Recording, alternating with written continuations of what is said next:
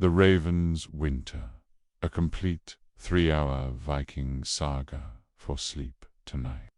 We venture deep into the forgotten corners of the Viking world, where the cold bites deeper than any sword, and survival depends on wisdom older than memory itself.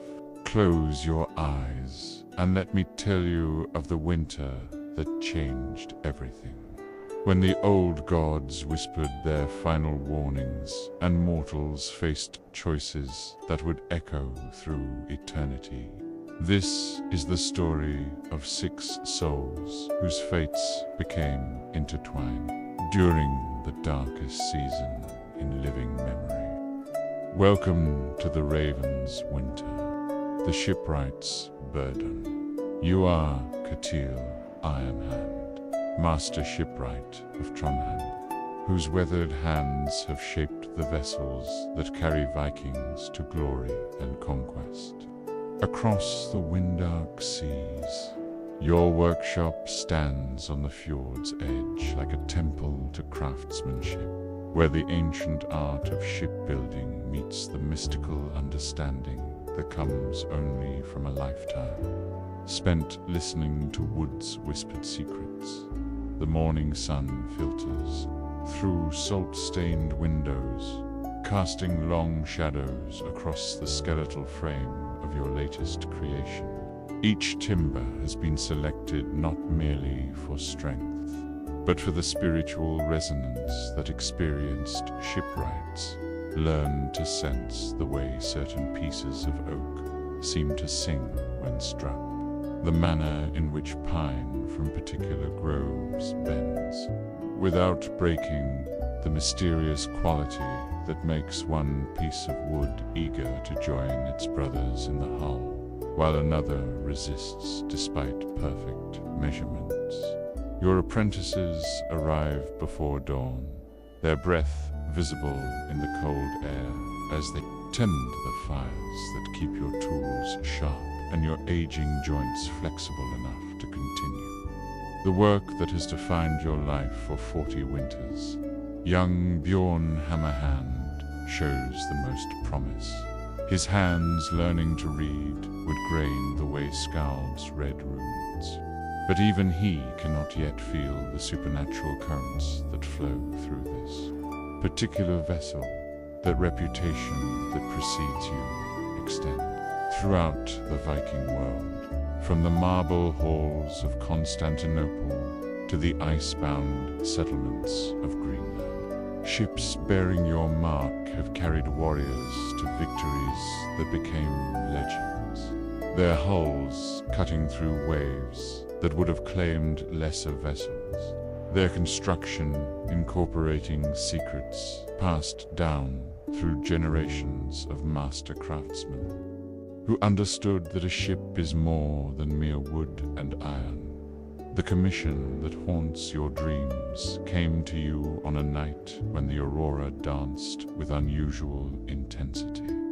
Brought by Hakon the Black, a jarl whose ambition reaches beyond the known world like a fever that consumes rational thought. In the flickering light of your forge, his scarred face appeared almost demonic as he described his vision of a voyage to the uttermost north, where the sea turns to ice and ancient treasures lie frozen beneath glaciers older than human memory. Destination that Hakon describes with burning eyes lies beyond the edge of all existing maps, in the realm that Norse cosmology places at the world's rim, where the great serpent Jormungandr stirs in his sleep, and the giants of old still walk the earth. It is a place where ships become trapped in ice that moves like living things, where the very air can freeze a man's lungs, and where treasures beyond imagination await those brave enough to face the guardians that have protected them since the dawn of time. Your first meeting with Hakon occurred during a thunderstorm that seemed to respond to his presence. Lightning illuminating his scarred face at precisely the moments when his words carried the greatest weight. His descriptions of the voyage he planned chilled your blood more than any winter wind, because you understood immediately that some waters were never meant to be sailed by mortal men. Some destinations were forbidden for reasons that transcended mere physical danger. The gold that Hakon placed before you as payment bore symbols that no earthly kingdom had ever minted, its metal remaining cold even when held near the forge fire, suggesting that compensation for this commission came from sources that existed beyond normal understanding. The weight of the coins felt wrong in your hand, too heavy for their size, as if they contained not merely precious metal, but something more substantial and far more dangerous. The technical specifications that Hakon demanded revealed the true take-nature of the challenges this vessel would face. A hull that could flex without breaking under ice pressure, that would crush ordinary ships like eggshells, storage compartments that could maintain livable temperatures in cold, that would kill prepared men within minutes, defensive modifications that could protect against threats more dangerous than storms or enemy arrows, things that dwelt in the frozen wastes and did not welcome human intrusion. Your knowledge of wood and water runs deeper than conscious thought, a river of understanding that flows from your father and grandfather who served the kings of Norway, combined with innovations discovered through decades of trial and error, success and tragic failure that taught you the ocean's shifting moods. The timber that forms your ship's bones includes oak from trees that grew for centuries before your birth, their grain reading like prophecy to eyes that understand the language of living wood. Each piece of timber is selected not merely for its physical properties, but for its spiritual resonance, the way it hums when struck with your hammer, the manner in which it seems to align itself with its neighbors in the hull's frame. The oak comes from groves that have never known the axe, where trees grew in perfect solitude, until the day you arrive to harvest them with the proper ceremonies and offerings to the forest spirits. The pine for your masts comes from trees that grew barren mountains where no human foot had ever trod, their resin still flowing with the life force that will give them flexibility in the Arctic gales. The ash for your oars were selected from trees that grew beside sacred springs, their wood imbued with the strength that comes from drinking water blessed by the gods themselves. Your tools have been blessed by the gods and tempered by use. Some inherited from your ancestors, others forged to your specifications by smiths who understand that a shipwright's implements are extensions of his soul, requiring spiritual as well as physical perfection. The adze that shapes your planks was blessed by Thor himself. If the legends are true, its edge never dulling despite decades of use. The augers that bore your hulls were forged from iron that fell from the sky, meteor metal that retains the fire of the celestial forge. The modifications that you incorporate into this vessel represent innovations that push the boundaries of your art beyond anything previously attempted. Reinforced ribs that distribute ice pressure according to mathematical principles learned from Byzantine engineers. Double-planked hull sections that provide insulation while maintaining structural integrity. Special compartments designed to house supplies that must remain functional in temperatures that would kill unprepared men within hours of exposure. The most challenging aspect of this construction involves creating a hull that can flex without breaking, riding the pressure of shifting ice rather than resisting it. This requires joining techniques that maintain strength while allowing controlled movement, a balance between rigidity and flexibility that few craftsmen have ever achieved. The secret lies in understanding how living trees bend in the wind, translating that natural wisdom into constructed form. Your experiments with different joining methods produce variations that you test by applying tremendous pressure with lever systems and weighted stones. Some joints fail catastrophically, teaching you about the limits of your materials. Others show promise, but reveal weaknesses that would manifest only under the extreme conditions your ship will face. Gradually, through trial and error, guided by intuition developed over decades of experience, you develop techniques that satisfy both your technical requirements and your spiritual understanding of how ships should behave in supernatural conditions.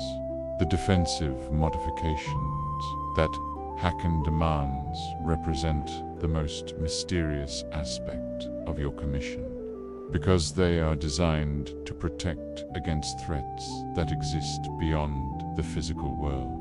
Iron fittings carved with protective runes, silver inlays that will ward off spiritual attacks, and hidden compartments that can conceal the crew from supernatural detection. These elements transform your ship from mere transportation into a fortress capable of surviving in realms where normal vessels would be instantly destroyed. Your wife, Salvig, watches your work with growing concern, because 40 years of marriage have taught her to read the signs of your deepest fears, and she sees in your face the knowledge that this ship may be both your masterpiece and your curse. Her intuition, sharpened by decades of watching you work, detects the supernatural elements involved in this commission without needing detailed explanations. She sees how your hands shake slightly when you work with the runic carvings, how your eyes grow distant when you contemplate the vessel's ultimate destination. The dreams that disturb your sleep become increasingly vivid as the ship nears completion. Visions of your creation trapped in ice that moves with malevolent intelligence. Its crew dying slowly in the endless polar night, while their voices call your name across the frozen wastes. These dreams feel less like products of anxiety and more like glimpses of potential futures. Warnings from the gods about the consequences of your craftsmanship in your nightmares. You see the ship's hull creaking under pressures that exceed your calculations, ice forming on the interior surfaces faster than the crew can remove it, and something vast and ancient stirring beneath the frozen sea in response to human intrusion. The screams of dying men echo through your sleep, and you wake to find frost on your workshop windows despite the warmth of the season, as if the ship's supernatural destiny is already beginning to manifest. Yet you continue working because a master craftsman cannot refuse to create his greatest work, regardless of its ultimate purpose or the personal cost involved. The compulsion to build drives you forward despite your fears, the same force that drove your ancestors to create vessels that pushed the boundaries of the possible. This ship represents not merely a commission, but a test of everything you have learned about your craft. A challenge that will determine whether you deserve the reputation that has grown around your name. The blessing ceremony that you perform before beginning each day's work includes traditional offerings to Agir, god of the sea, and Jerd, who controls the winds that fill sails and drive ships across the world. But you also perform darker rituals, invoking protection from forces that exist beyond the traditional Norse pantheon, because you sense that this vessel will face challenges that transcend the natural order. These ceremonies involve burning herbs that grow only in places where the boundary between worlds grows thin, speaking words in languages that predate human speech, and making offerings that cost more than gold or silver. The spiritual preparation required for this work ages you visibly, each ritual taking something from your essence while providing protection for the vessel and its future crew. Your apprentices work with unusual silence, sensing the project's supernatural weight without understanding its full implications. They feel the tension in your movements, see the way certain tools seem to move in your hands without conscious direction, and notice how the ship's frame appears to glow with its own light during the moments when your concentration reaches its deepest levels. Their growing unease suggests that they perceive the otherworldly elements involved in this construction, even if they cannot articulate their concerns.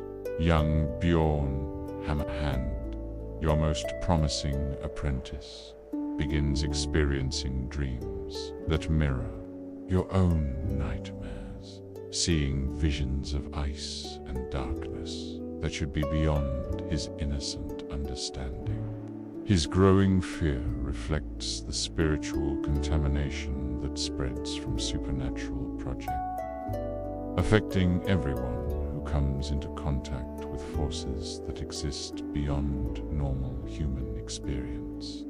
The crew that will sail your creation includes warriors whose courage exceeds their wisdom, men drawn by promises of wealth and glory that await in the frozen wastes where ancient secrets lie buried beneath ice older than memory. Their eagerness to embark on this voyage balances your growing dread about their fate, creating a tension that permeates every aspect of the ship's construction. These men represent the finest examples of Viking warriorship, veterans of countless battles who have proven their courage in conventional warfare. But courage alone cannot protect against the supernatural forces that guard the northern wastes, and their confidence in their martial abilities may prove to be their greatest weakness. When facing enemies that exist beyond the physical world, the captain of this crew, a grizzled veteran named Thorvald Icewalker, has sailed farther north than any living man and returned to tell the tale. His scarred face and missing left hand testify to encounters with forces that exist beyond normal understanding, while his willingness to embark on this voyage suggests either supreme confidence or a death wish that transcends rational fear. The completion of your masterpiece approaches like a storm on the horizon, bringing both pride in your achievement and dread of the consequences that will follow its launch. You know that sending this vessel into the northern ice means dispatching brave souls into dangers that may exceed their ability to survive. weighing your artistic achievement against the lives it might claim. Every joint in the hull has been fitted with precision that approaches perfection. Every plank shaped to contribute to the vessel's overall harmony. Every fitting designed to withstand stresses that would destroy ordinary ships. The sail, woven by women whose skills match your own dedication to perfection, bears protective symbols that will provide spiritual as well as physical protection during the voyage ahead. The figurehead that adorns your ship's prow represents your greatest artistic achievement, a carving that captures not merely the appearance of a wolf, but its essential spirit, its hunger for the hunt, and its willingness to face any danger in pursuit of its prey.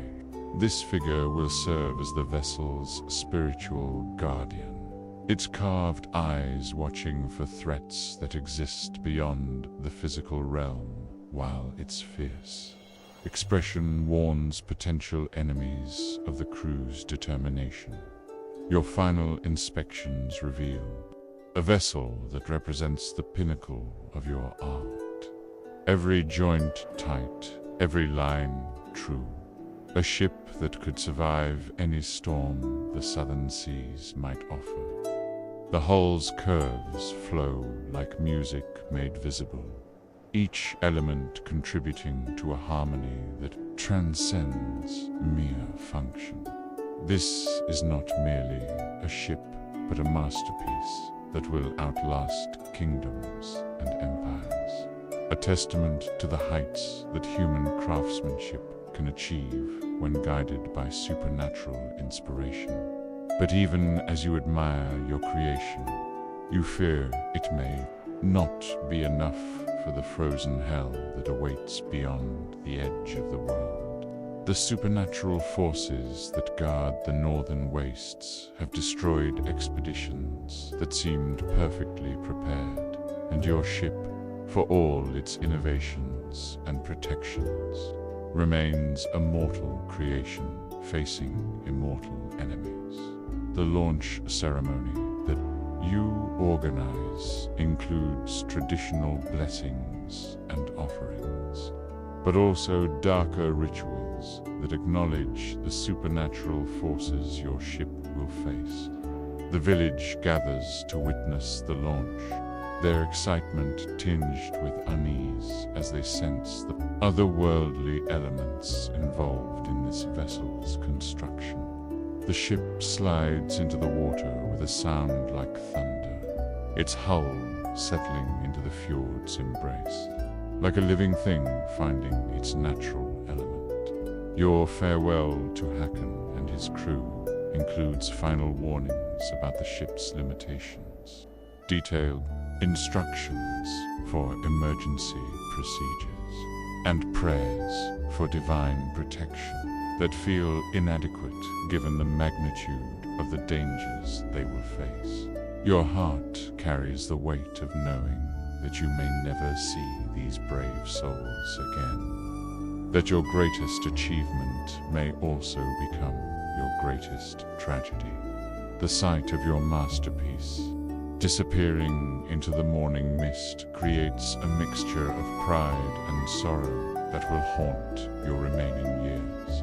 You understand that your name will be remembered for this ship, whether it brings glory or disaster to those who sail it. The vessel carries with it a piece of your soul, your life's work made manifest in wood and iron, sailing toward a destiny that will determine not only the fate of its crew, but the legacy of the craftsman who created it.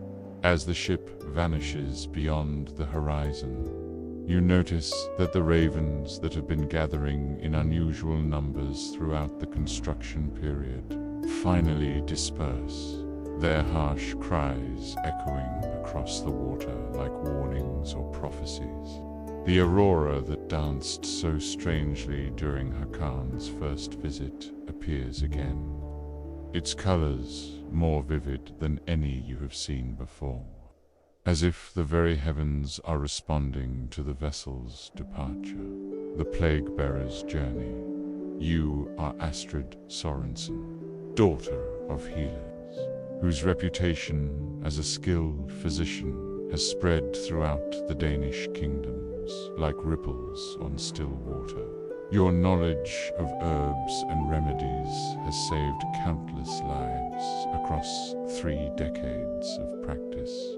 But now you carry within your healer's bag the seeds of a plague that threatens to destroy every settlement you enter, transforming your gift for peeling to a curse that follows you like a shadow. The morning light filters through the shutters of your modest dwelling in the village of Hiddeby, illuminating the rows of clay pots and leather pouches that contain your pharmaceutical arsenal. Each container holds substances that can heal or kill depending on dosage and application. Their contents representing knowledge accumulated over generations of healers who understood that the line between medicine and poison is measured in grains, pound of powder and drops of extract.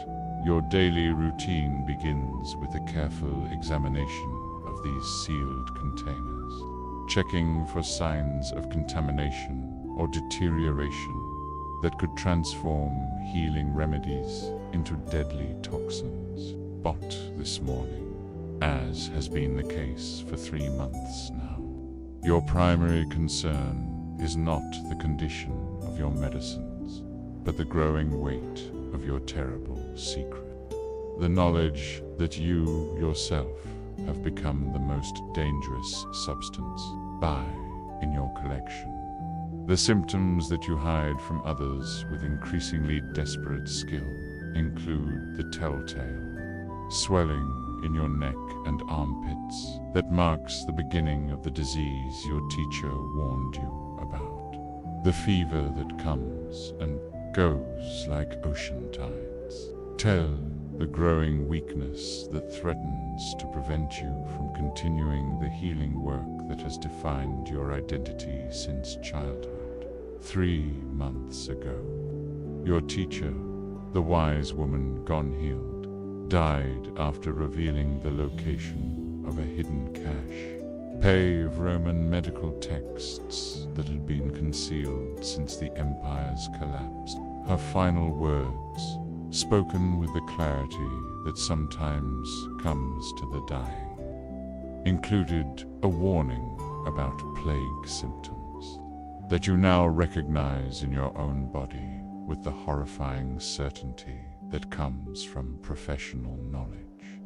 The Roman texts that Gunhild revealed contained detailed descriptions of diseases that devastated the empire's cities, including the specific plague that now courses through your veins. The clinical descriptions match your symptoms with terrifying precision, while the accounts of the disease's spread reveal that you have become a walking instrument of death, capable of destroying entire communities through mere proximity. Your knowledge of this plague's progression comes from ancient texts that describe similar outbreaks in distant lands, medical wisdom that reveals the disease's inevitable advancement through distinct stages, each more debilitating than the last. The swelling will spread throughout your body. The fever will intensify until it consumes rational thought, and the weakness will progress until it claims your life, but not before. You have unknowingly passed the infection to everyone you encounter. The moral dilemma that torments every waking moment involves the fundamental conflict between your oath to heal and your responsibility to prevent disease spread. Continuing your practice could save individual lives while destroying entire communities, creating an impossible choice between immediate good and long-term catastrophe that tests the very foundations of your medical ethics. Your first patient this morning arrives before you have finished your internal examination. A young mother carrying her fevered child with the desperate hope that has always accompanied your reputation as a healer. The irony cuts like a blade. People seek you out as salvation from disease, while you represent their greatest threat. Your very presence potentially condemning them to the same fate that now consumes your own body. The child's symptoms match those you have seen in dozens of similar cases. A common fever that responds well to willow bark extract and proper rest. Under normal circumstances, this would be a simple matter of preparing the appropriate remedy and providing instructions for care. But your condition transforms this routine healing into a potential death sentence for both mother and child, forcing you to balance their immediate needs against the broader consequences of your contamination. Your diagnostic skills, honed through decades of practice, enable you to identify the plague's early stages in other patients with growing frequency. This ability provides opportunities to implement quarantine measures that might limit the disease's spread. But it also creates the terrible temptation to use your knowledge for personal survival rather than community protection, testing your professional ethics against the instinct for self. The isolation that you impose on yourself within communities reflects the paradox of your position, welcomed and needed while secretly carrying the means of their destruction. You maintain emotional distance from people who depend on your help, while desperately needing human connection, creating a psychological torture that compounds your physical suffering with spiritual anguish. Your treatment methods must now account for the additional risk of contamination, requiring modifications to traditional procedures that maintain therapeutic effectiveness while minimizing the chances of disease transmission. You begin using intermediaries for certain procedures, maintaining greater physical distance from patients, and implementing purification rituals that may provide more psychological than practical protection. The experimental treatments that you attempt on yourself represent a desperate search for any remedy that might slow the disease's progress or provide hope for recovery. Your medical knowledge warns that these efforts may be futile against a plague that has destroyed entire civilizations. But the alternative, accepting inevitable death while watching the disease spread to others, proves unacceptable to your healer's nature. These self-treatments involve combinations of herbs that have never been tested together, dosages that exceed traditional limits, and procedures that risk accelerating the disease's progress while offering the only hope for survival that your medical knowledge can provide. Each experiment brings either temporary relief or worsening symptom, creating a cycle of hope and despair that mirrors the disease's fluctuating progression. Your journal, maintained with the clinical detachment that has always characterized your professional work, now records not only medical observations, but also the psychological toll of carrying such a burden. The entries document hope's gradual erosion, while maintaining the objective tone that enables you to function. despite circumstances that would drive lesser souls to madness. The apprentice that you have begun training in recent months shows exceptional promise. Her natural intuition for healing, complemented by the dedication necessary for mastering complex medical procedures. But her lack of experience creates urgency about transferring essential knowledge before the disease claims your ability to teach. While her growing awareness of your condition forces you to balance honesty with the need to protect her from contamination.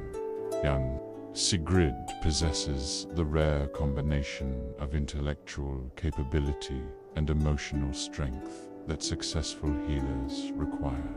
But her youth makes her vulnerable to the despair that accompanies knowledge of incurable diseases. Your teaching must prepare her not only for the technical aspects of medical practice, but also for the moral complexities that arise when healing becomes impossible, and comfort represents the only service that can be provided. The relationship that you maintain with village leadership requires subtle negotiation about extending your stay, while concealing the true reason for your reluctance to travel.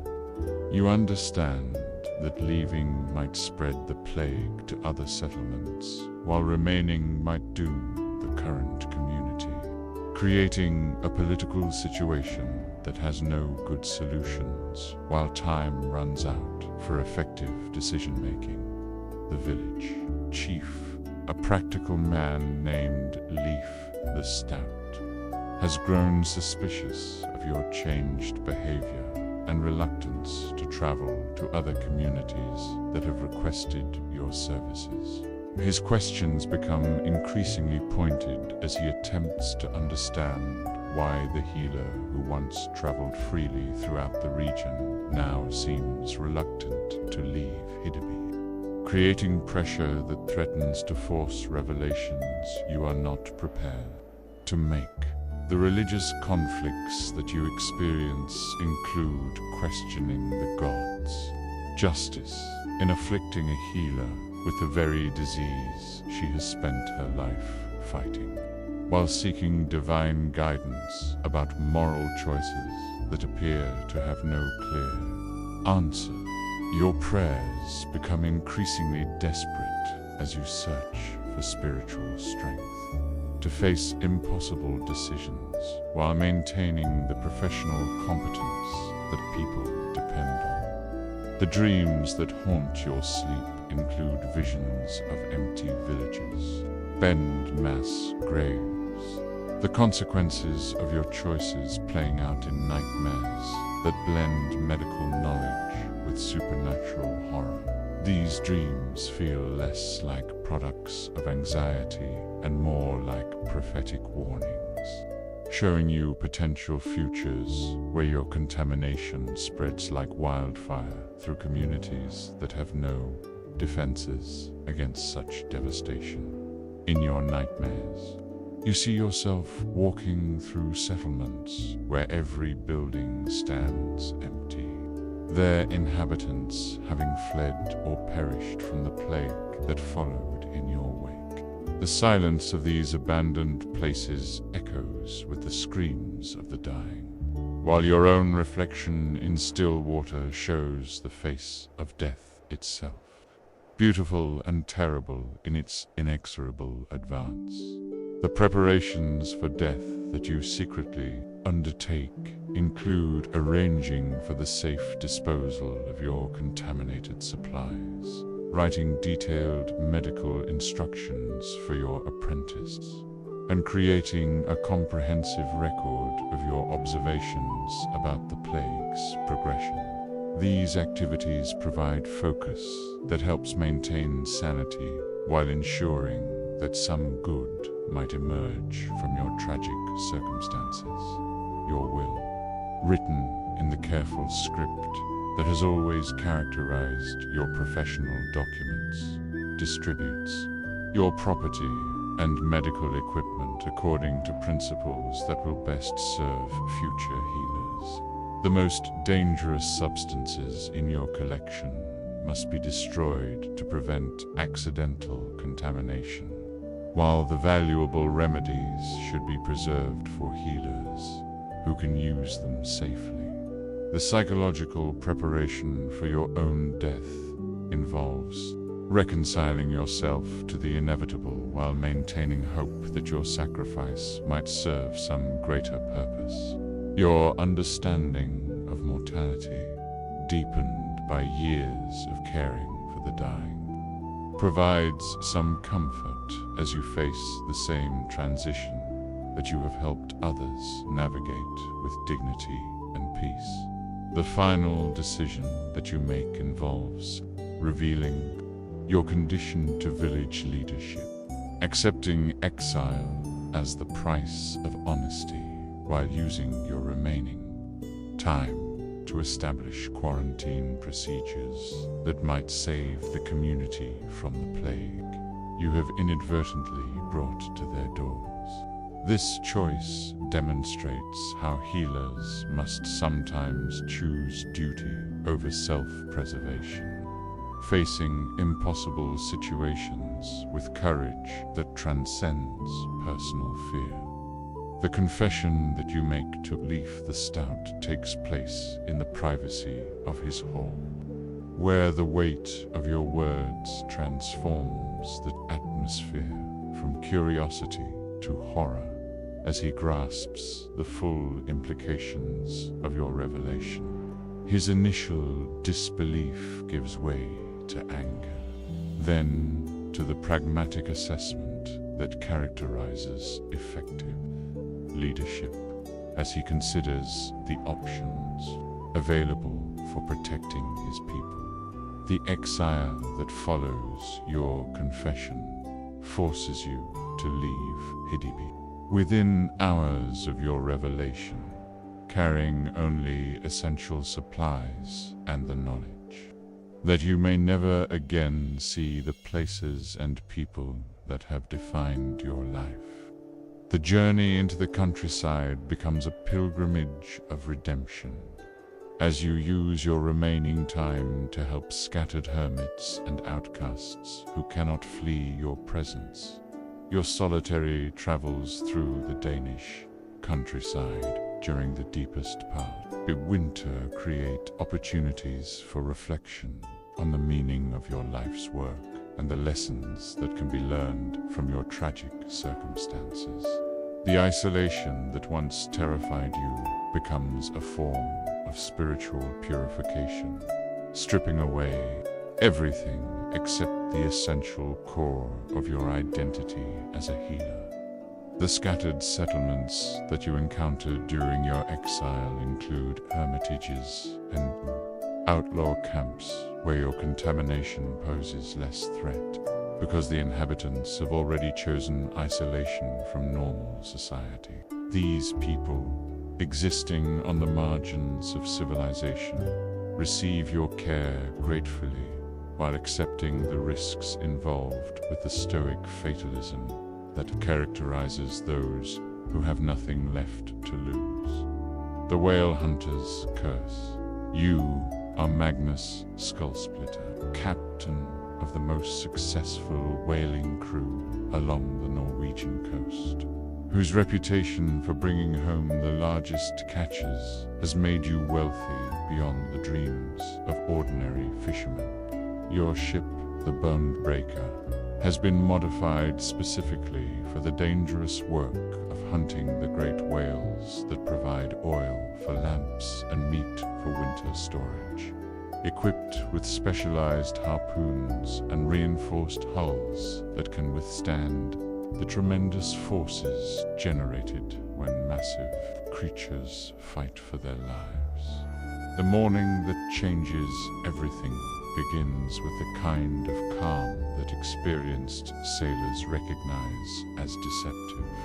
The sea lying still as polished silver, while the sky shows the peculiar clarity that often precedes supernatural events. Your crew assembles before dawn, their movements efficient and practiced as they prepare the equipment that their lives will depend on during the hunt ahead. The crew that serves under your command includes men whose skills have been honed through bays of facing the ocean's most dangerous creatures, each specialist in his own aspect of the whale hunter's deadly art. Olaf, the harpooner, can strike a moving target from a pitching deck with accuracy that seems supernatural, while Bjorn, the rope master, understands the complex mathematics of lines and tension that determine whether a struck whale will be landed or lost.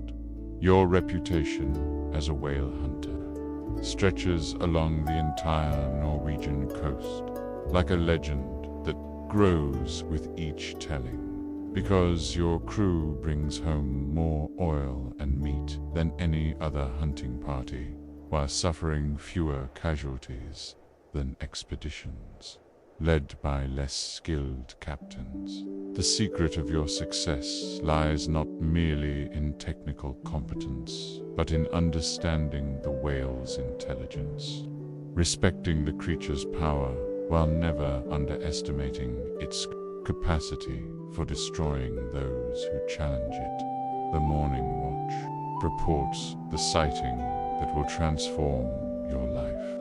A whale unlike any that you have encountered in 20 years of hunting the great creatures. Its size dwarfs even the largest specimens you have previously pursued, its movements suggesting an intelligence that transcends mere animal instinct, while its presence seems to affect the very behavior of wind and wave in ways that disturb even your most experienced sailors. Your first glimpse of this creature reveals details that should not exist in the natural world. Scars that form patterns resembling runic inscriptions, barnacles that grow in configurations suggesting supernatural influence, and eyes that seem to hold awareness of your intentions before you have fully formed them in your own mind. The whale's behavior includes responses to your crew's preparations that indicate understanding of human tactics that should be beyond any animal's comprehension. The hunt that follows breaks every precedent in your experience, because the whale's actions include tactical responses that anticipate your crew's movements, coordinated activities that suggest communication with other sea creatures, and displays of strength that exceed the physical capabilities of any natural animal. Its intelligence becomes apparent as it consistently outmaneuvers your initial attempts to approach within harpoon range, forcing you to adapt your tactics in ways that test your crew's skill and nerve. Your first approach to this extraordinary creature requires all the stealth and cunning that you have developed through decades of experience. But the whale's awareness of your presence becomes apparent long before you reach striking distance. Its movements suggest that it is not merely avoiding your ship, but actively studying your techniques, learning your patterns while preparing responses that will neutralize your advantages. The harpooning that begins the battle occurs after hours, full of careful maneuvering, Olaf's skilled throw, finding its mark despite the whale's attempts to avoid the strike. But instead of the expected struggle that should follow such a successful attack, the whale's response includes sounds that remind you of human speech, creating an unease among your crew that deepens when the ocean itself seems to respond to the creature's calls. the sounds that emerge from the wounded. Whale carry harmonics that affect your crew's morale in ways that transcend mere noise, creating psychological pressure that threatens to break their concentration during the critical moments when coordinated effort determines the hunt's outcome. Some of your men report hearing voices in the whale's cries, words in languages they do not recognize but somehow understand, creating supernatural dread that challenges their professional competence. The battle that ensues lasts for hours, testing not only your equipment and your crew's endurance, but also their sanity as the whale's behavior becomes increasingly unnatural. Its movements coordinate with wind and wave patterns in ways that suggest supernatural control over natural forces, while assistance arrives from dolphins and other whales that join the struggle in ways that violate every principle of natural behavior. The assistance that materializes during the hunt includes marine life that should not involve itself in conflicts between whales and humans, creating a coordinated effort that suggests the creature you are hunting possesses the ability to communicate with and command other sea life in ways that transcend normal animal intelligence. Dolphins begin ramming your ship with suicidal determination, while seals attempt to tangle your lines and ropes, creating chaos that threatens to overwhelm your crew's ability to maintain control. The supernatural elements of this hunt become impossible to ignore as the whale's struggles generate weather patterns that appear from nowhere. Storm clouds gathering in clear skies, while winds change direction with mechanical precision that suggests conscious control. Peak the creature's blood instead of the normal dark red that characterizes whale hunts. Flows with colors that shift and change like the northern lights, creating patterns on the water's surface that hurt to look at directly. Your crew's growing. Fear manifests in whispered conversations about the possibility that they are hunting something that should not be hunted, while their professional pride and economic necessity force them to continue despite supernatural phenomena that challenge their understanding of the natural world. The tension between duty and terror creates a psychological pressure that affects their performance while threatening to break their unity at the moment when coordination matters most. The victory that you eventually achieve comes at a cost that becomes apparent only after the whale's death, because the creature's final throes generate a storm that appears from clear skies with supernatural suddenness. The whale's death cry echoes across the water with such anguish that even your most hardened sailors feel their souls chill with premonitions of retribution, while the creature's blood turns the sea black for miles around. The processing of your prize reveals anomalies that challenge every assumption about the nature of the creatures you have spent your life hunting.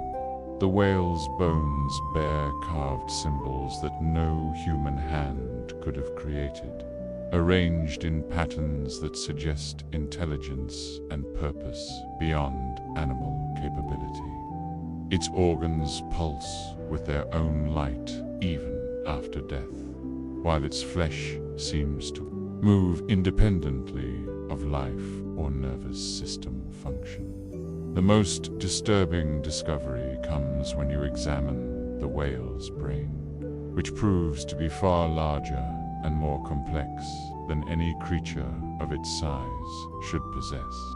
The neural pathways visible through the transparent membrane suggest cognitive capabilities that approach or exceed human intelligence.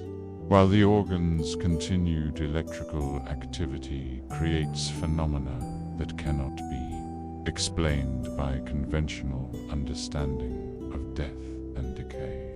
The return voyage to your home port brings initial celebration from villagers who see only the wealth that whale oil represents. But their joy transforms into fear when they witness the supernatural phenomena that have followed your ship home from the hunting grounds. The aurora appears during daylight hours, dancing with colors that hurt to observe directly, while the temperature drops despite the season's warmth. The curse that manifests in your village includes fishing nets that return empty despite the obvious presence of abundant fish, livestock that refuse to eat and waste away without apparent illness, and children who wake screaming from nightmares about something vast and angry, rising from the depths to reclaim what was taken from it. The symptoms suggest that your successful hunt has awakened forces that transcend the natural order, bringing supernatural vengeance upon your entire community. The village wise woman, an elderly Valva named Thorin, confirms your worst fears. When she examines the whale's remains and identifies symbols that mark the creature as one of the ancient guardians of the sea, beings that existed before humans learned to sail and were charged with protecting the ocean's deepest secret. Her reading of the runes carved in the whale's bones reveals that your hunt has violated spiritual laws that govern the relationship between humans and the natural world. The attempts that you make to understand what you have killed include consulting with scholars who possess knowledge of the ancient texts, but their responses only deepen your dread as they confirm that you have slain something that should never have been hunted. The creature belonged to a category of beings that exist at the boundary between animal and spirit, possessing intelligence and power that demand respect rather than exploitation. The dreams that plague your sleep become increasingly vivid as the curse's effects intensify. Visions of the whale's spirit seeking revenge through methods that transcend physical violence. In these nightmares, you see the creature leading armies of sea life against coastal settlements, turning the ocean itself into a weapon that will destroy everyone you have sworn to protect through your profession as a provider of sustenance. The psychological toll of these visions affects your ability to function during waking hours, creating a cycle of exhaustion and guilt that threatens to destroy your effectiveness as a leader. While your crew looks to you for guidance about addressing the supernatural forces that their successful hunt has unleashed, the weight of responsibility for your community's fate creates pressure that tests your sanity, while demanding solutions that may not exist. Your crew's gradual dissolution reflects their growing fear of the supernatural forces that seem to follow anyone associated with the cursed hunt, forcing you to face the possibility that you may have to confront these otherworldly enemies alone. The men who once competed for positions on your crew now avoid your presence, their superstitious dread overcoming their loyalty and economic interests. The village elders. Growing hostility includes increasingly direct demands that you leave the community, because they believe your presence draws the curse's malevolent attention, while your continued residence threatens the survival of everyone who depends on the sea for their livelihood. The isolation that results from this rejection compounds the psychological pressure of facing supernatural revenge while cutting you off from the support systems that might help you find solutions. The weapons that have served you throughout your career as a whale hunter prove useless against enemies that exist between the physical and spiritual worlds, forcing you to seek alternative methods of protection that require knowledge and skills beyond your experience as a warrior and provider. The spiritual nature of the threat demands responses that transcend conventional understanding of conflict and resolution.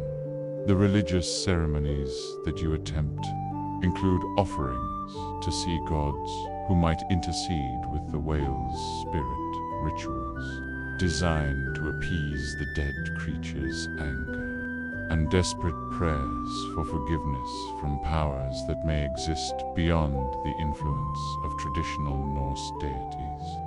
These efforts provide temporary psychological relief, while failing to address the fundamental violation that your hunt represented. The final confrontation that you prepare for involves returning to the site of your hunt, facing the whale's spirit in its own domain, while attempting to make amends for the violation that has brought supernatural vengeance upon your community. This journey into the ocean's depths becomes a spiritual as well as physical quest for redemption, requiring courage that transcends the martial valor that has defined your previous existence. The preparation for this final voyage includes gathering supplies that will enable survival in supernatural conditions, assembling protective talismans that might provide defense against spiritual attacks, and performing purification rituals that prepare your soul for contact with forces that exist beyond normal human experience. The few crew members who remain loyal despite the curse's effects help with these preparations, while understanding that they may not survive the encounter ahead. The journey to the hunting grounds takes place during the winter solstice, when the boundary between worlds grows thin and supernatural forces gain increased power over mortal affairs. The sea responds to your ship's approach with phenomena that confirm the otherworldly nature of your destination. Water that glows with its own light, waves that move against the wind, and sounds that seem to come from the ocean's depths. Your arrival at the site where you killed the whale reveals that the location has been transformed by spiritual forces, the water appearing darker and more still than natural physics should allow. The whale's spirit manifests as a massive shadow beneath the surface, its presence creating psychological pressure that tests your crew's sanity while demanding acknowledgement of the crime that brought you to this confrontation. The communication that develops between you and the whale's spirit takes place through means that transcend spoken language, a direct transfer of understanding that reveals the creature's true nature as a guardian of ancient secrets and the magnitude of the violation that your hunt represented.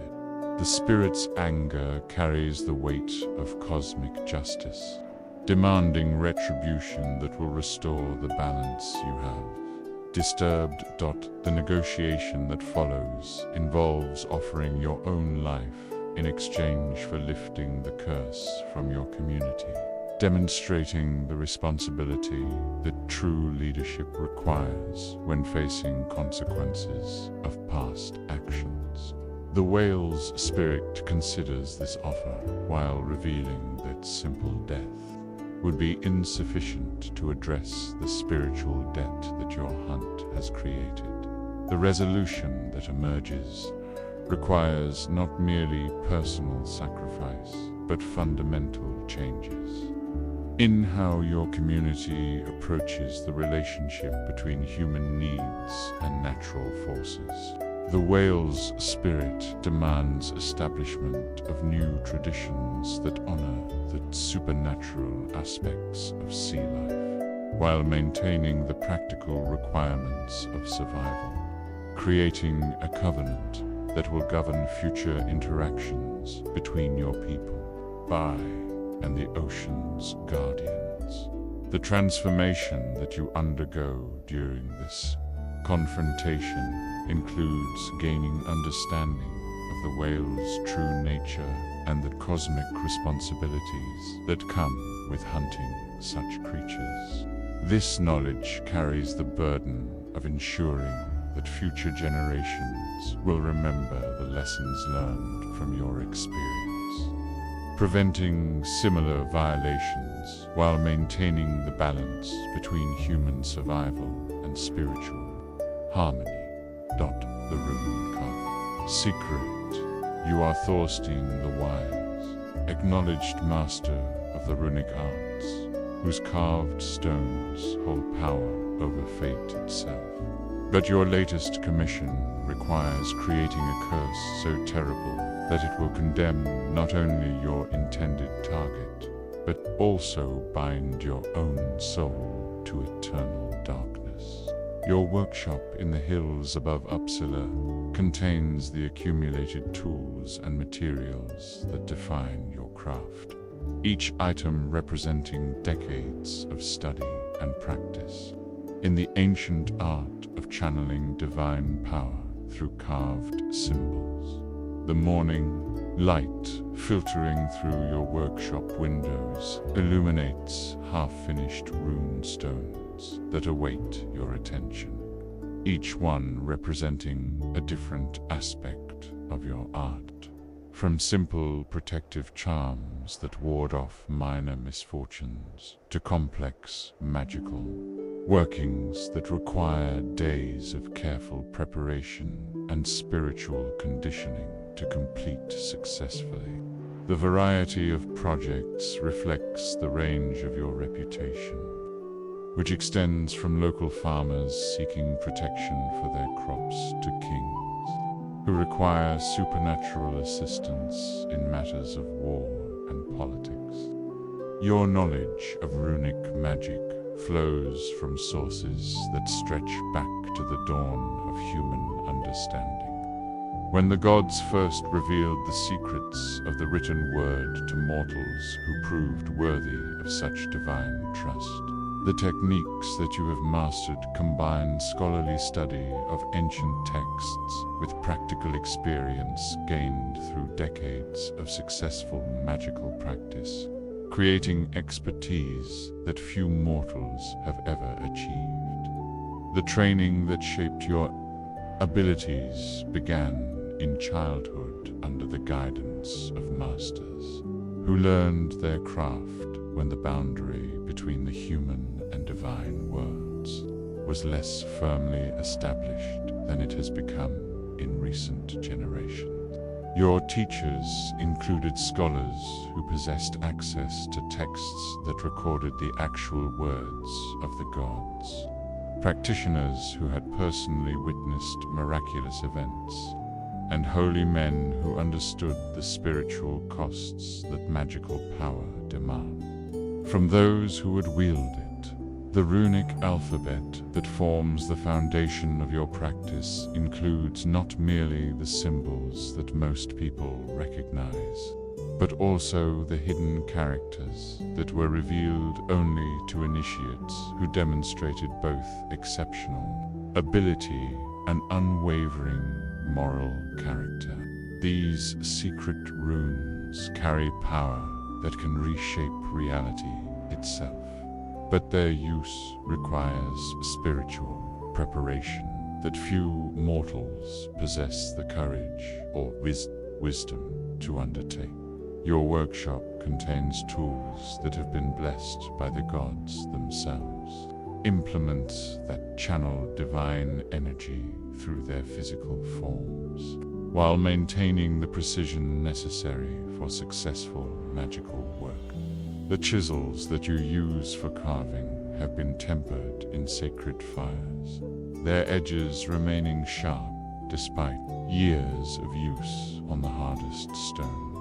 The hammers that drive your chisels carry the blessing of Thor himself, their weight perfectly balanced for the delicate work that successful rune carving requires.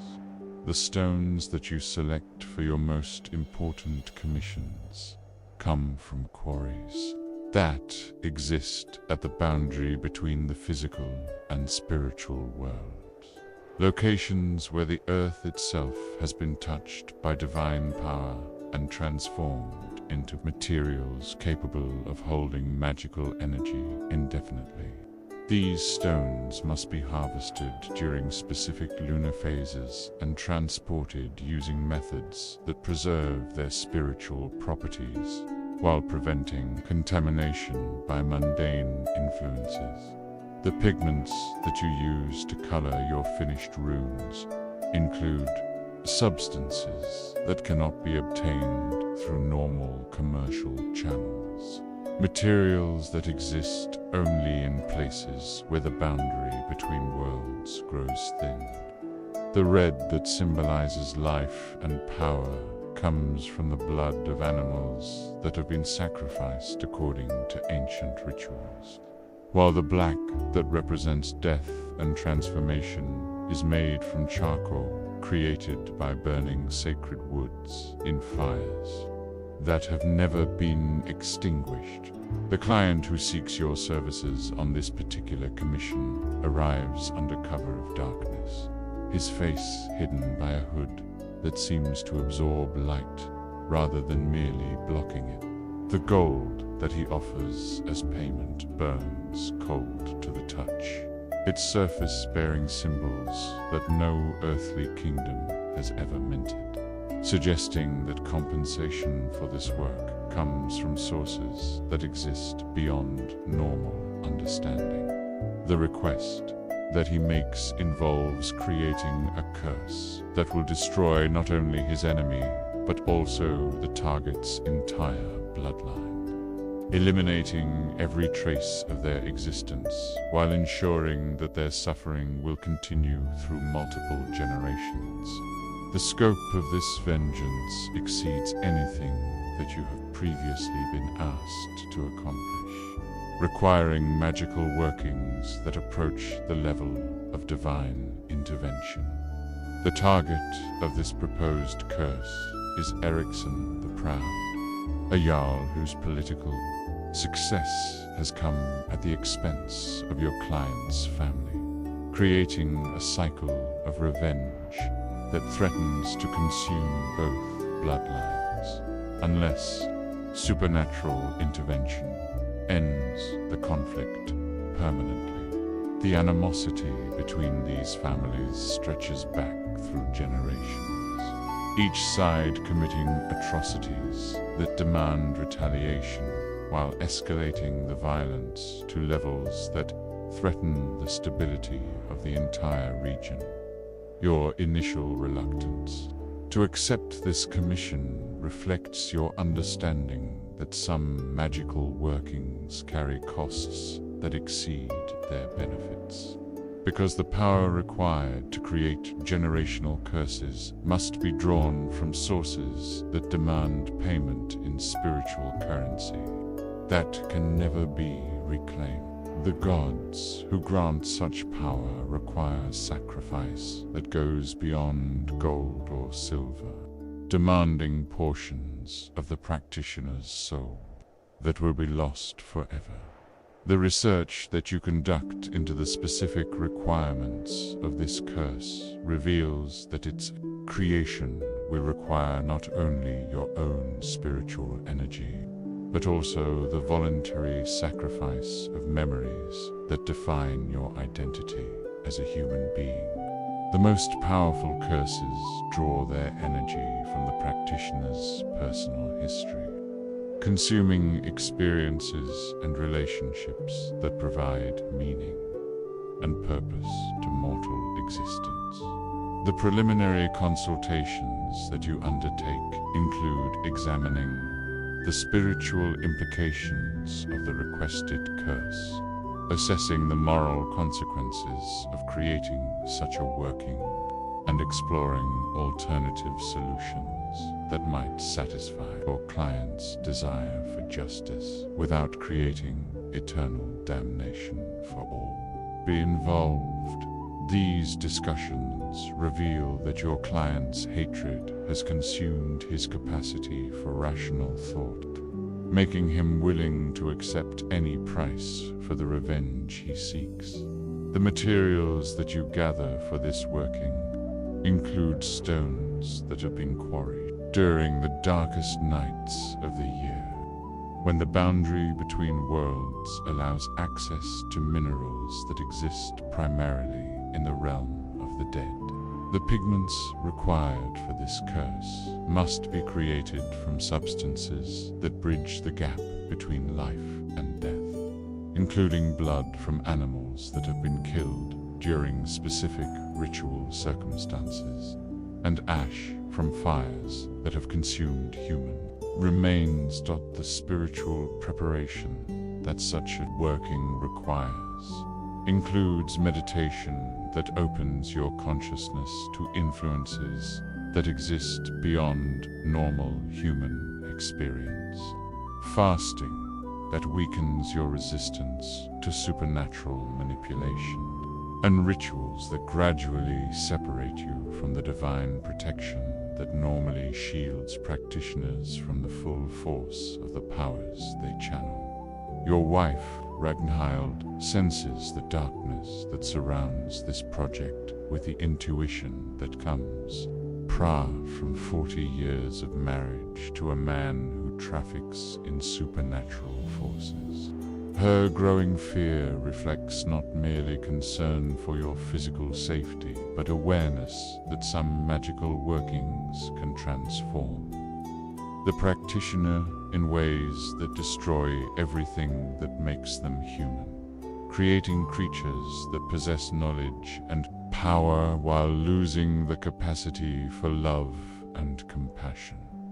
The dreams that begin to plague your sleep as you prepare for this working include visions of the curse's ultimate effects, showing you the gradual destruction of Ericsson's bloodline through accidents and diseases that will appear natural while being entirely supernatural in origin. These glimpses of potential futures create psychological pressure that tests your commitment to the project while revealing the full magnitude of the suffering that your magic will create. The preliminary rituals that you perform include purification, ceremonies that prepare your spirit for contact with forces that exist in the realm of the dead, protective wards that will shield your workshop from the malevolent attention that such workings attract, and communion with supernatural entities that govern the darker aspects of runic magic. Each ritual draws you deeper into spiritual danger, while providing the power necessary for the curse's creation. The understanding that you develop of the curse's mechanics reveals that its power will grow over time, beginning with subtle influences that gradually intensify until they reshape reality itself according to your will. The curse will affect not only Ericsson himself, but also his descendants, creating a pattern of misfortune that will destroy his family's political power, while ensuring that their suffering continues through multiple generations. The moral conflicts that torment you throughout this process include recognition that accepting this commission violates the ethical principles that have guided your magical practice throughout your career. while refusing might result in conventional violence that claims more lives than the curse itself. The choice between supernatural intervention and natural conflict creates a dilemma that has no clearly correct solution.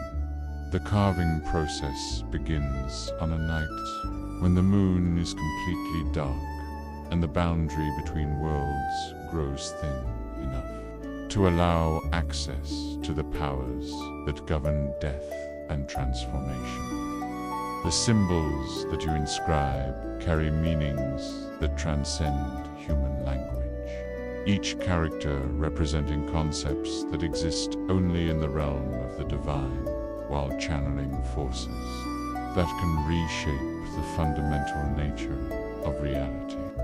Your tools respond to your will with eagerness that suggests they understand the magnitude of the power being channeled, cutting through stone with supernatural ease, while leaving marks that pulse with their own dark energy. The runes that take shape under your hands seem to writhe and shift when observed from the corner of your eye, as if they possess independent life that exists beyond the physical symbols that contain them. The physical toll of this working includes exhaustion that goes beyond normal fatigue, because channeling such power requires drawing energy from your own life force, aging you years in the span of hours while inscribing symbols that will outlast your mortal existence. The spiritual cost proves even greater as memories that define your identity begin to fade. Payment extracted by the supernatural forces that provide the curse's power. The memories that you lose include moments of happiness with your wife, achievements, bet, provided meaning to your life, and experiences that shaped your understanding of human nature. These losses create gaps in your personal history that will never be restored, transforming you into a different person while providing the spiritual energy necessary for the curse's completion. The completion of the cursed stone creates a moment of terrible clarity.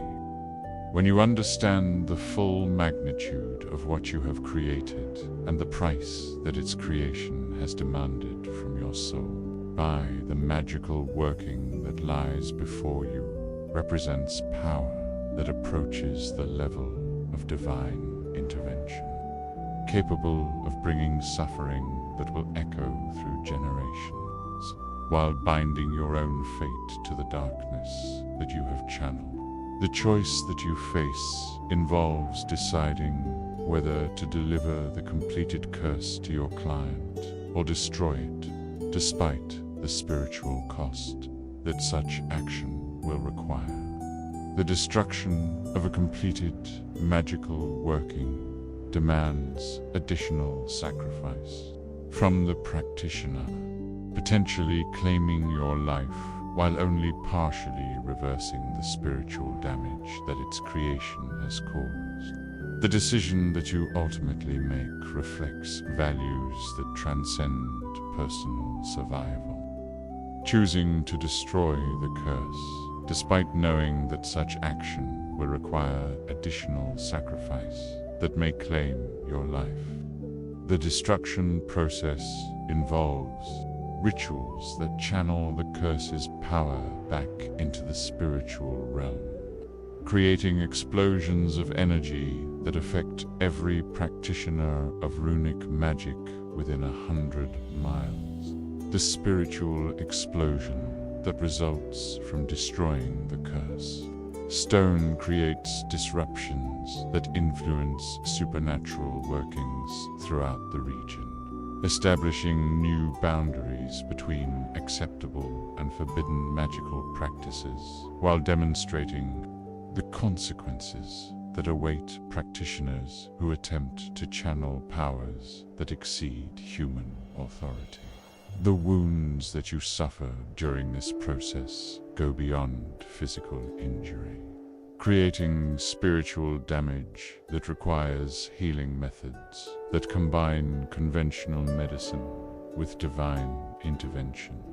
The recovery process involves not merely restoring your health, but also reconstructing portions of your identity that were consumed during the curse's creation. A task that may prove impossible despite the efforts of skilled healers. The blood oath's price. You are Ingvar the Oath-Bound, a warrior whose sworn brotherhood with 11 other men has created bonds that transcend ordinary friendship, forging spiritual connections that enable tactical coordination impossible for normal fighting units. Your life has been defined by this sacred relationship, but the discovery of betrayal within your group forces you to choose between loyalty to an individual and duty to the collective, testing the very foundations of your identity while threatening to destroy everything that has given meaning to your existence. The morning routine that structures your daily life includes checking the weapons and armor that have preserved your existence through countless battles, while the weight of your oath ring serves as a constant reminder of the promises that bind. Bitch you to your sword brothers with chains stronger than blood or marriage. These obligations supersede all other commitments, creating a hierarchy of loyalty that places the brotherhood above family, clan, or even personal survival. The sacred grove, where you and your companions swore your blood oath 5 years ago, remains vivid in your memory, because that ceremony created spiritual bonds that transcend the normal relationships between warriors. The ritual that transformed 12 individual fighters into a unified brotherhood involved sharing blood, swearing oaths that invoked divine witness, and accepting responsibilities that would govern your actions for the remainder of your lives.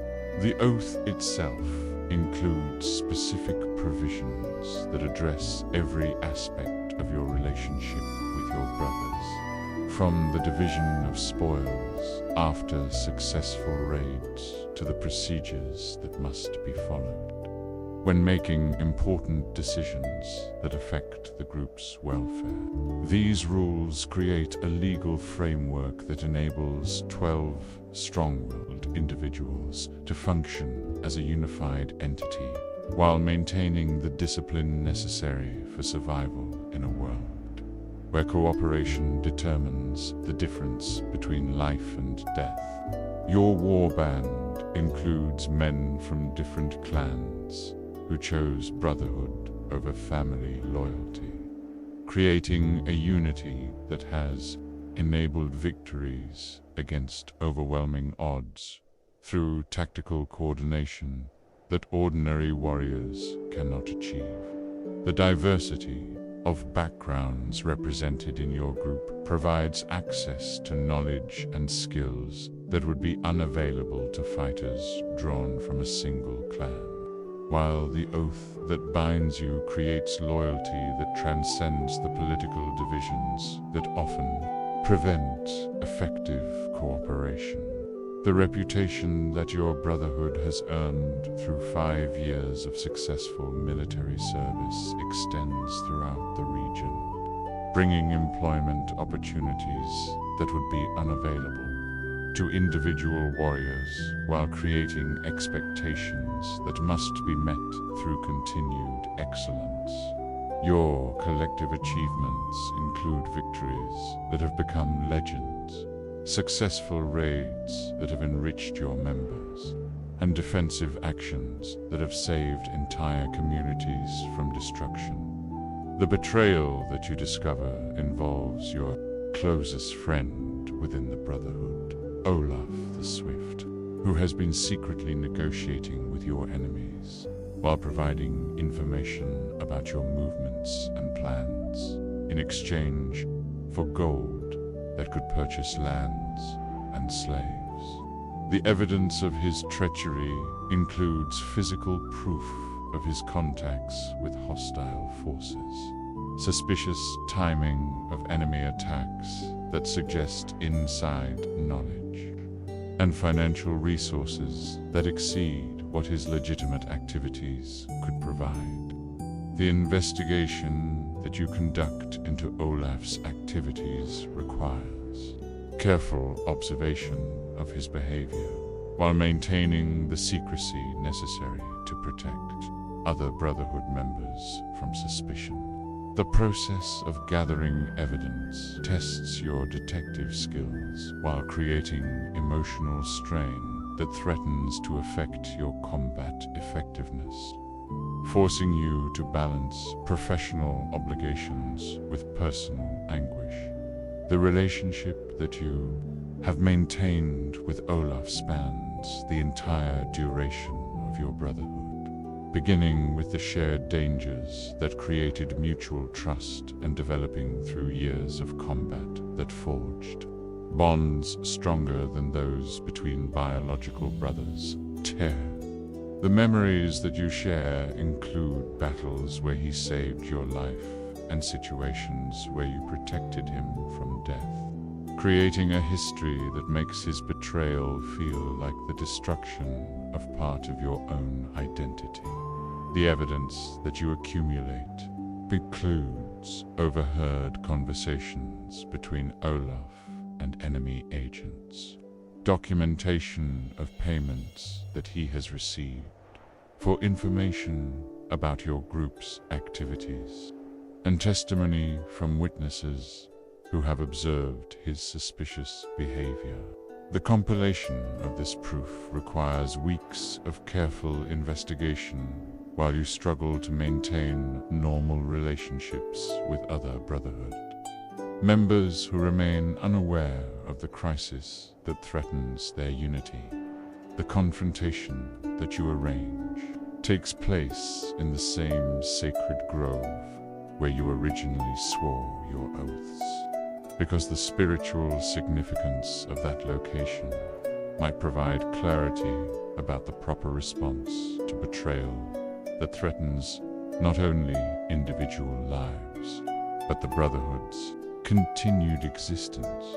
The ceremony that you organize includes formal presentation of evidence, opportunities for Olaf to respond to accusations, and procedures for determining appropriate punishment. The other brothers' reactions to your accusations range from disbelief, pride, because Olaf's betrayal violates the fundamental trust that enables their existence as a unified fighting force. The revelation that one of their number has been systematically betraying their plans creates psychological trauma that threatens to destroy the spiritual bonds that have made them more effective than the sum of their individual abilities. The legal procedures that govern your Brotherhood's response to betrayal include specific penalties that were established during your original oath ceremony, ranging from temporary exile to execution, depending on the severity of the offense. The process of determining appropriate punishment requires consensus among surviving members, creating a democratic procedure that ensures justice while maintaining group cohesion. The debate that follows your presentation of evidence includes lengthy discussion about the precedent that their decision will set, the spiritual implications of executing a former brother, and the practical consequences of either mercy or justice for the group's future survival and effectiveness.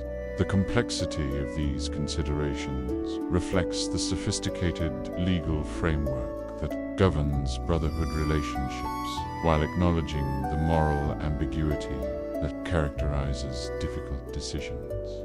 Your personal testimony about Olaf's past. Loyalty includes specific instances where his courage and skill saved other brothers' lives, creating moral complexity that makes simple justice feel like betrayal of shared history. The contradiction between his previous service and current treachery forces you to reconcile conflicting emotions while maintaining the objectivity necessary for fair judgment. The attempts that you make to understand Olaf's motivation include considering the financial pressures that might drive betrayal, the family obligations that could compete with brotherhood loyalty, and the possibility that coercion, rather than greed, explains his actions. These explorations reveal that human behavior often involves complexities that transcend simple moral categories, while demonstrating the need for justice that accounts for circumstances as well as actions. The spiritual implications of your decision include recognition that mercy might encourage future betrayals, while execution would create bonds between your brotherhood and violence that could corrupt its original purpose. The choice between forgiveness and punishment tests not only your commitment to justice, but also your understanding of the Brotherhood's essential nature and ultimate goals. The vote that determines Olaf's fate reveals divisions within your group that his betrayal has created, with some members prioritizing mercy, while others demand justice according to the strict terms of your original oath. The disagreement that emerges threatens to destroy the unity that has enabled your success, while demonstrating that even the strongest bonds can be tested by circumstances that exceed normal human experience.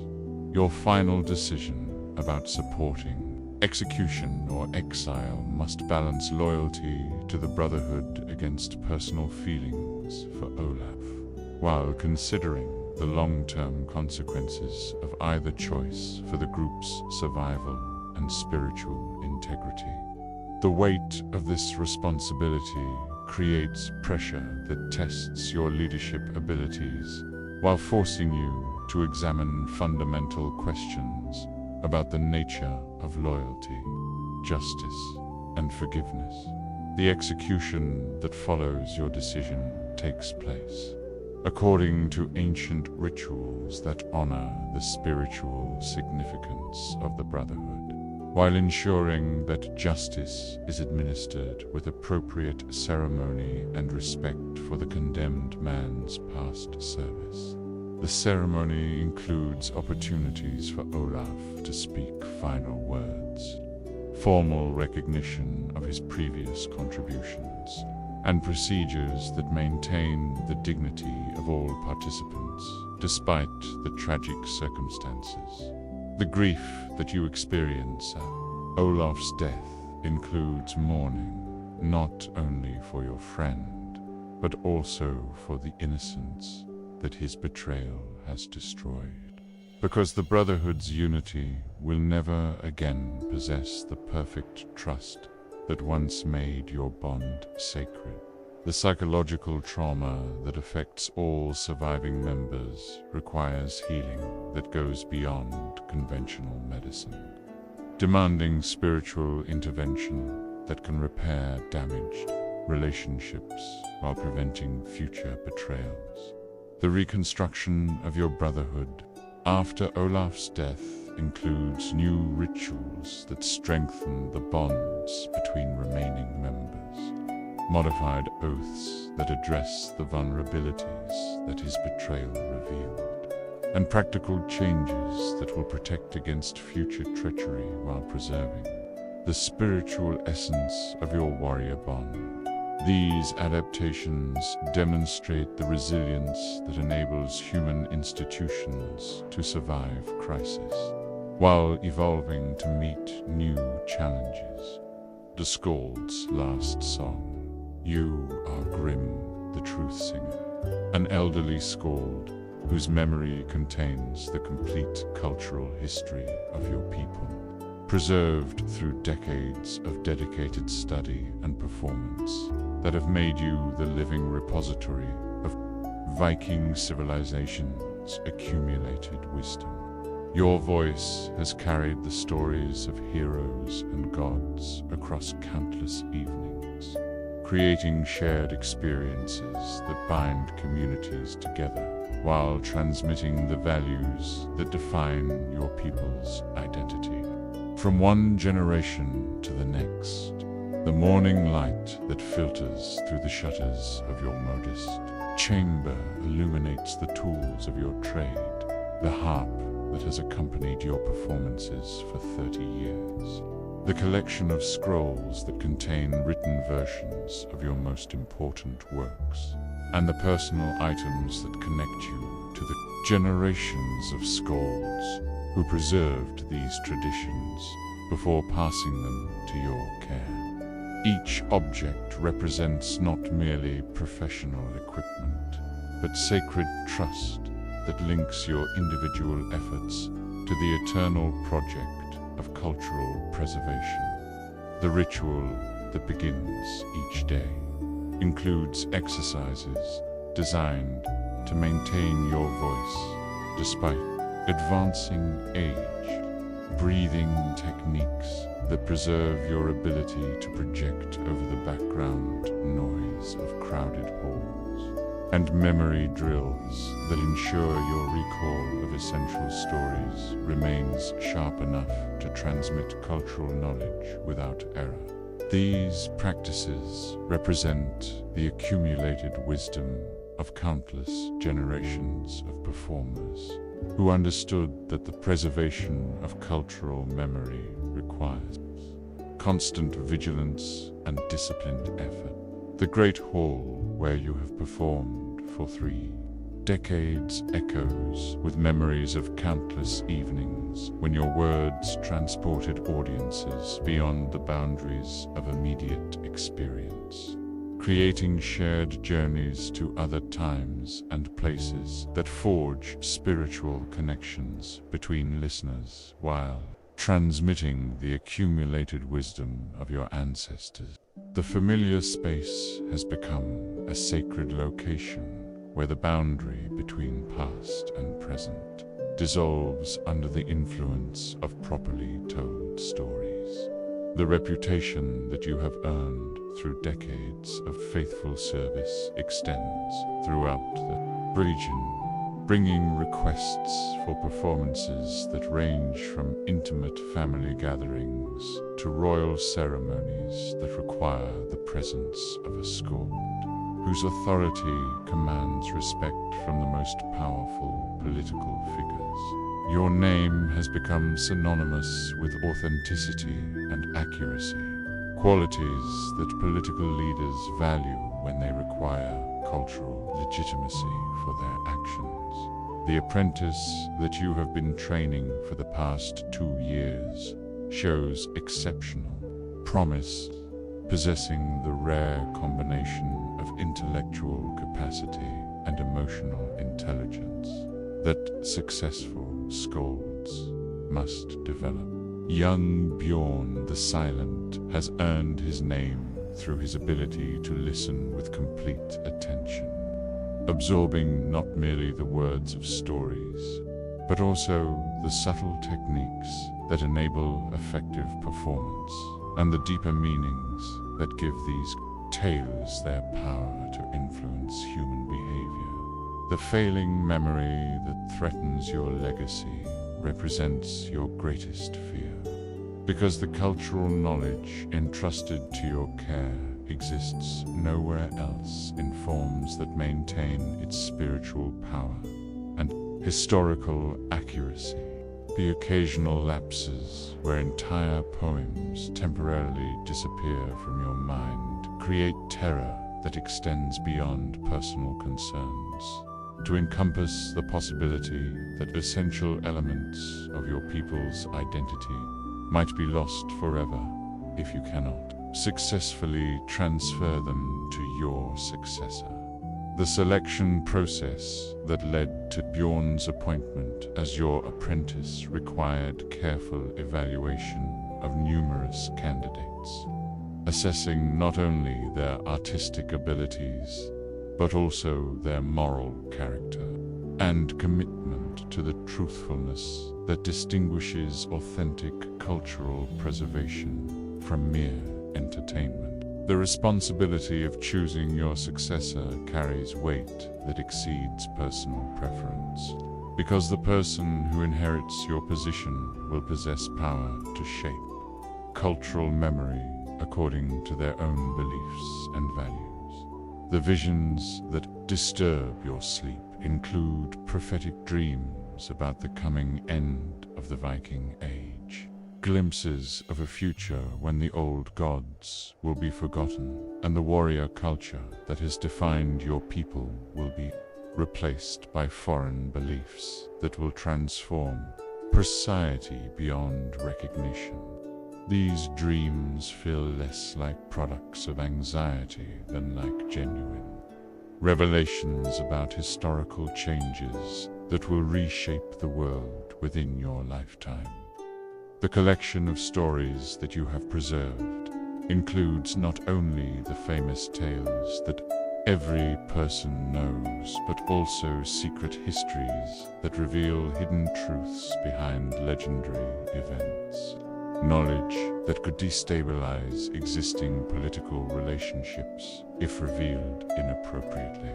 The responsibility of maintaining these secrets while ensuring their preservation for future generations requires judgment that balances immediate political necessity against long-term cultural needs.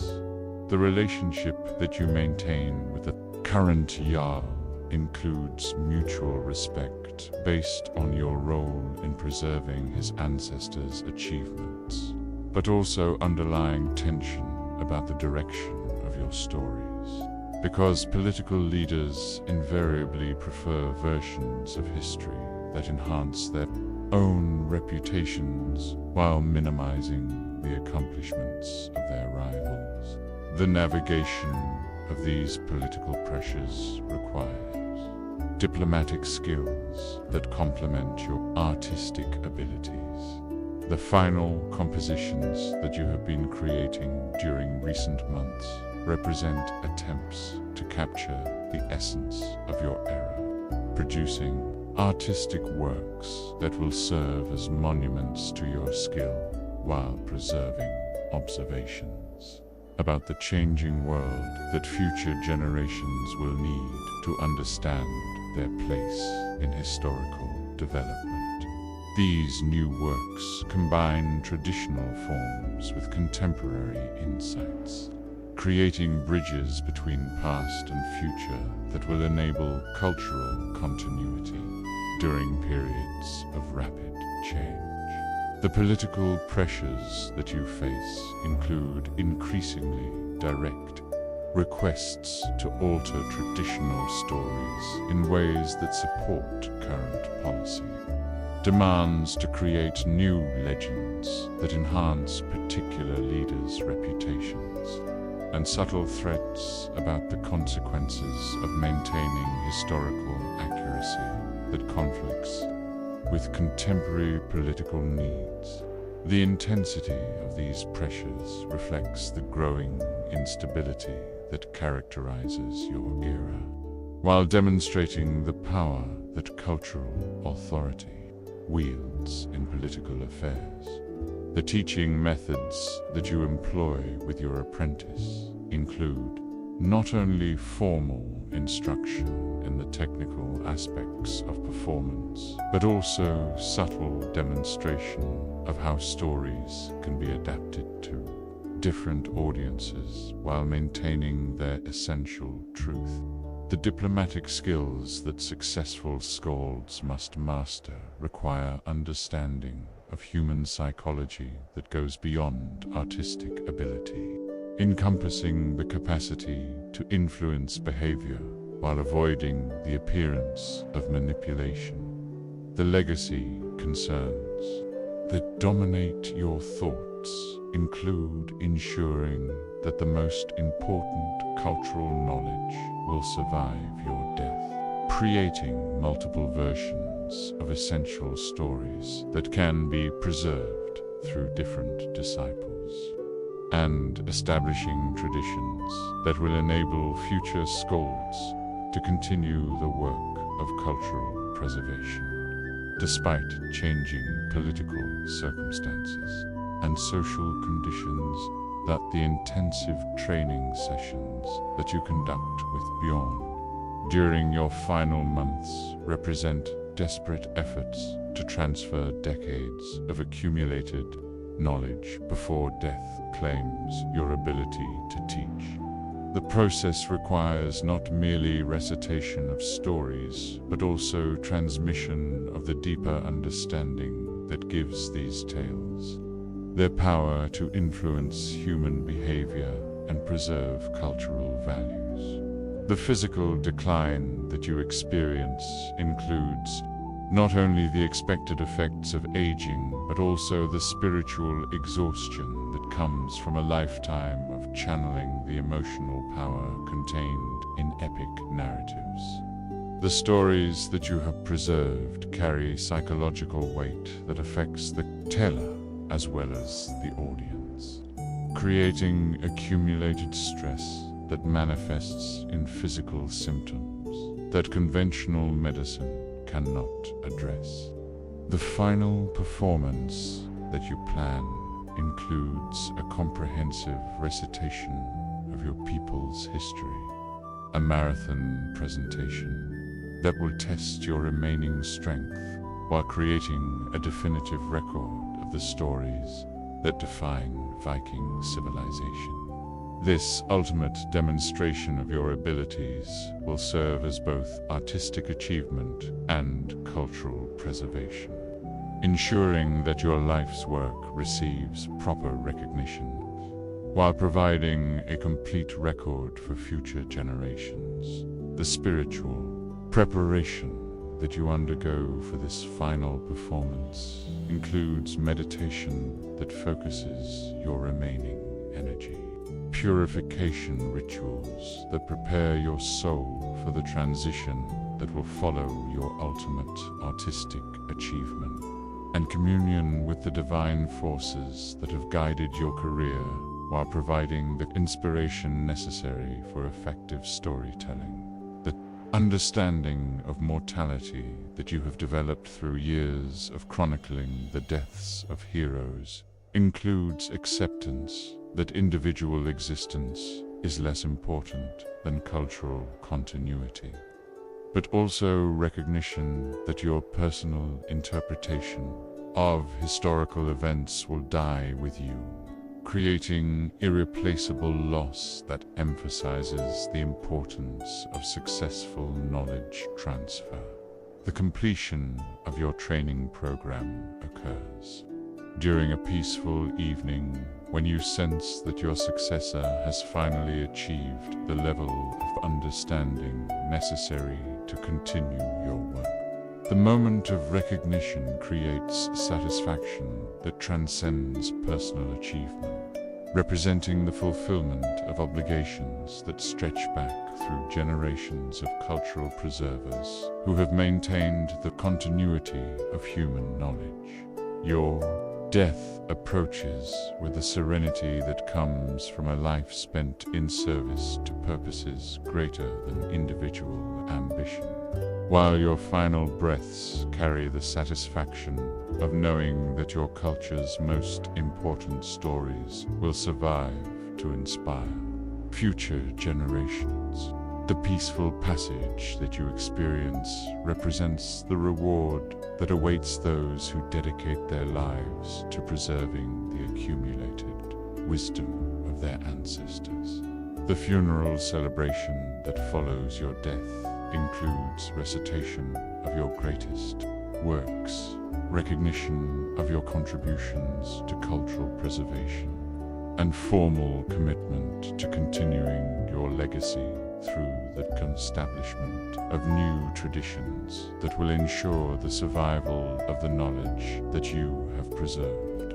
The ceremony demonstrates how individual achievement can transcend personal mortality, while contributing to the eternal project of human cultural development. The winter's deepening. The supernatural winter that brings all these individual stories together begins with omens that disturb even the most experienced seers, as the natural world responds to spiritual forces that transcend normal seasonal patterns. Ravens gather in numbers that exceed anything recorded in human memory. There, harsh cries creating cacophony that seems to carry messages in languages that predate human speech. The aurora borealis appears with unusual frequency and intensity, dancing across the sky in patterns that suggest conscious intelligence behind the display. The temperature drops to levels that freeze the normally temperate fjords solid for the first time in living memory, creating ice thick enough to support the weight of fully loaded wagons while transforming the familiar landscape into an alien environment that challenges every assumption about the natural world's behavior. The cold penetrates buildings that have provided adequate shelter for generations, forcing communities to adapt their survival strategies while consuming fuel reserves at rates that threaten long-term viability. The timing of these phenomena suggests coordination that transcends natural causation, as if the various supernatural forces awakened by individual actions are beginning to work in concert to create changes that will reshape the world according to purposes that remain hidden from human understanding. The convergence of these influences creates atmospheric conditions that affect not only physical survival, but also the spiritual health of communities that depend on stable relationships with the natural world. Ketil's ship disappears into the ice-choked northern waters during the season's first blizzard, carrying Hakon the Black and his crew toward a fate that will either expand human knowledge or add their names to the long list of explorers who vanished while seeking glory beyond the edge of the world. The vessel's departure coincides with the beginning of the supernatural winter, suggesting that the ship's mission may be connected to the broader pattern of otherworldly events that will define the season ahead. The families of the crew members maintain vigil fires that burn throughout the endless night, creating beacons that they hope will guide their loved ones home, while serving as symbols of hope that struggle against overwhelming odds. The fuel consumed by these fires represents significant sacrifice for communities that must carefully ration resources during the harsh winter months, demonstrating the depth of commitment that drives human beings to maintain faith despite rationale. Assessments of probable outcomes. The plague that Astrid carries begins its spread through 3 villages before her. Recognition of the situation enables the development of quarantine procedures that limit the devastation, but not before claiming hundreds of lives and forcing survivors to make the terrible decision to burn entire settlements in order to prevent further contamination. The destruction of these communities creates refugee populations that place additional strain on the resources of remaining settlements, while demonstrating the cascading effects that individual tragedies can have on broader social structures. The quarantine measures that emerge from this crisis include innovations in medical practice that will influence healing traditions for generations. As communities learn to balance the need for compassionate care with the practical requirements of preventing disease transmission.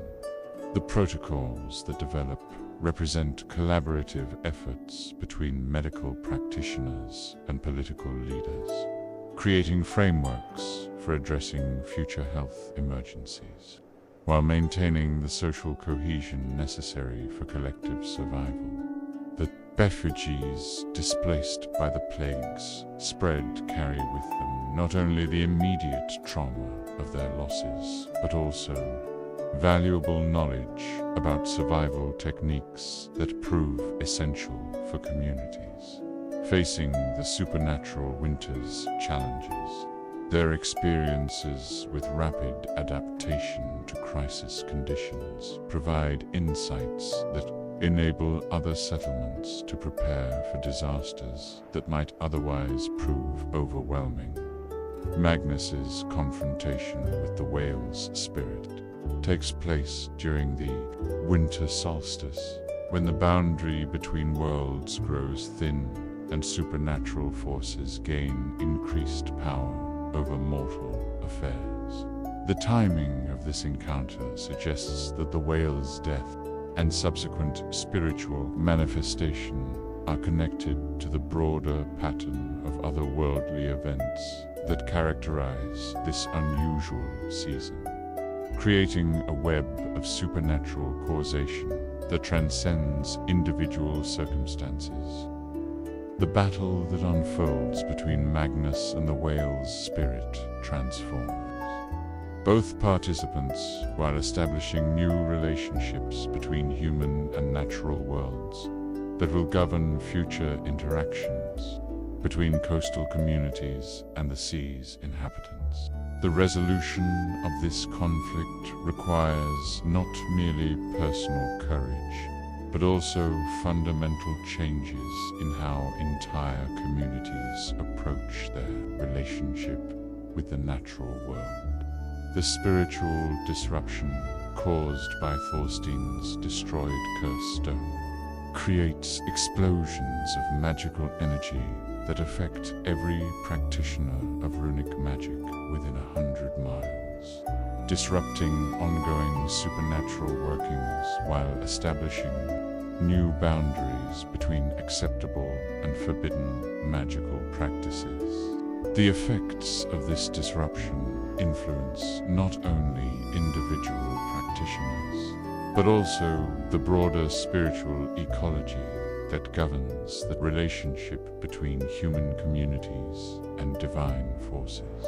The ripple effects of the cursed stone's destruction include modifications in the behavior of protective charms that guard communities against supernatural threats, changes in the effectiveness of healing rituals that depend on runic power, and alterations in the spiritual atmosphere that influences everything, from crop growth to human fertility.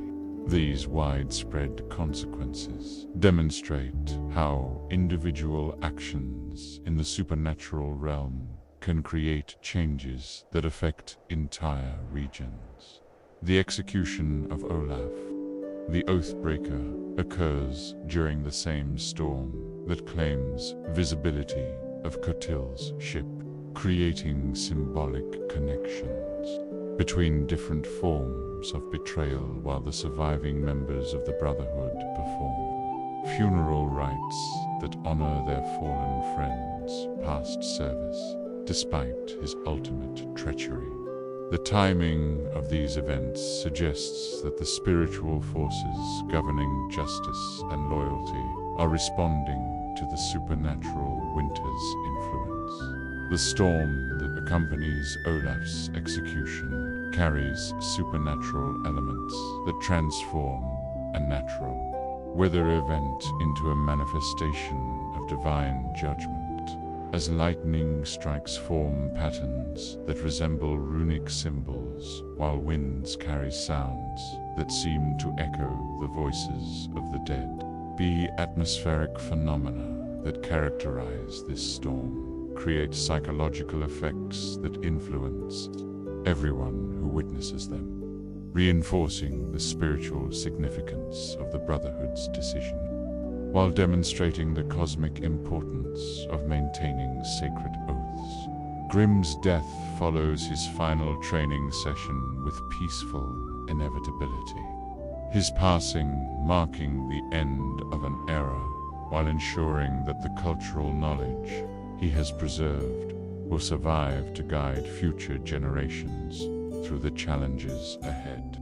The timing of his death coincides with the supernatural winter's deepest point, suggesting that his role in preserving cultural memory was connected to the broader spiritual forces that govern historical transitions. The funeral celebration that honors Grimm's life includes recitation of his greatest works, while establishing new traditions that will ensure the survival of the knowledge he has preserved. The ceremony demonstrates how individual achievement can transcend personal mortality, while contributing to the eternal project of human cultural development, creating continuity that bridges the gap between past and future. The threads converge. The supernatural forces awakened by these individual stories begin to interact in ways that none of the protagonists could have anticipated, creating complex webs of cause and effect that demonstrate how personal choices ripple outward to influence historical development and cultural transformation. The convergence of these influences creates conditions that will reshape not only individual communities, but also the broader patterns of civilization that define the Viking Age. The refugees from Astrid's plague-stricken villages seek shelter in coastal communities where Magnus's curse has disrupted the fishing industry, creating resource conflicts that force survivors to develop new forms of cooperation, while adapting to environmental changes that challenge traditional survival strategies. The collision of these two crises creates opportunities for innovation that might not have emerged under normal circumstances, as desperate necessity drives communities to experiment with social arrangements that transcend conventional limitations. The collaboration that develops between plague survivors and fishing communities includes shared knowledge about resource management techniques that prove essential for surviving the supernatural winter's challenges, combined approaches to food preservation that extend limited supplies, and innovative social arrangements that enable larger populations to survive on reduced resources while maintaining the cohesion necessary for collective defense. The integration of these displaced populations creates cultural exchange that enriches both groups, as plague survivors contribute medical knowledge and agricultural techniques, while fishing communities share maritime skills and weather prediction methods.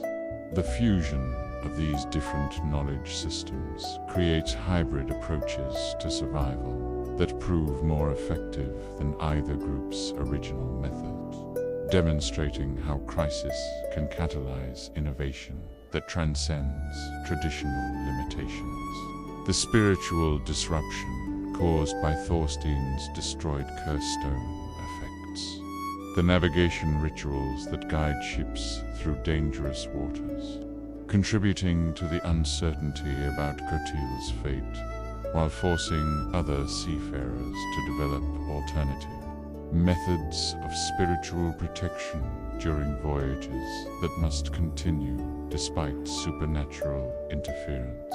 The ripple effects of this magical disruption influence not only individual navigation techniques, but also the broader spiritual ecology that governs maritime activities. The modifications that shipbuilders must make to their vessels include enhanced protective symbols carved into hulls, modified blessing ceremonies that invoke different divine powers, and structural changes that provide physical as well as spiritual protection against supernatural threats. These innovations represent collaborative efforts between craftsmen and spiritual practitioners, creating hybrid technologies that bridge the gap between practical engineering and magical protection. The Brotherhood's response to Olaf's betrayal includes increased security measures that reveal other networks of political intrigue, uncovering conspiracies that threaten the stability of multiple communities while forcing leaders to re-evaluate their assumptions about loyalty and political reliability. The investigation techniques that prove effective in exposing these threats become standardized procedures that other organizations adopt for protecting themselves against similar vulnerabilities. The intelligence networks that emerge from these security concerns create communication systems that enable rapid information sharing between distant communities, providing early warning about threats that range from military attacks to supernatural phenomena. The coordination that develops through these networks represents a new form of political organization that transcends traditional clan boundaries while maintaining local autonomy. The cultural traditions preserved by Grimm's successor provide essential context for understanding these converging crises, because his stories contain information about similar periods of upheaval that offer guidance about survival strategies, while warning about the consequences of particular choices. The historical perspective that these narratives provide enables communities to place current events within larger patterns of cause and effect that extend beyond immediate circumstances. The new stories that emerge from the winter's experiences begin to influence cultural memory even as events continue to unfold, creating dynamic feedback loops between experience and interpretation that shape how communities understand their situation while influencing their responses to ongoing challenges. The process of cultural creation demonstrates how human beings create meaning from chaos while adapting their worldview to accommodate new realities. The environmental changes that accompany this supernatural winter include alterations in wildlife behavior that affect hunting patterns, modifications in weather systems that disrupt agricultural cycles, and changes in ocean currents that influence both fishing success and maritime trade throughout the region. These ecological disruptions force communities to adapt their economic activities while developing new approaches to resource management that account for supernatural as well as natural influences. The wildlife adaptations include migration patterns that bring normally distant species into contact with human settlements, behavioral changes that affect traditional hunting strategies, and the appearance of hybrid creatures that seem to combine natural animals with supernatural characteristics. These phenomena challenged conventional understanding of the natural world, while requiring new approaches to coexistence that balance human needs with respect for forces that transcend normal comprehension. The season of choices, the deepest bar of winter forces each surviving protagonists to make fundamental choices about their future, while the consequences of their earlier decisions create new challenges that test their adaptability and moral courage in ways that will determine both personal survival and cultural continuity. The convergence of individual crises with supernatural phenomena creates a crucible that refines humans' character, while revealing the essential values that will guide society through its transformation. The isolation imposed by the supernatural, winter's severity creates conditions that force communities to confront fundamental questions about their priorities and values, as resource limitations require difficult decisions about which activities to maintain and which traditions to sacrifice. For immediate survival, the choices that emerge from these deliberations will influence cultural development for generations, while determining which aspects of Viking civilization will survive the current crisis.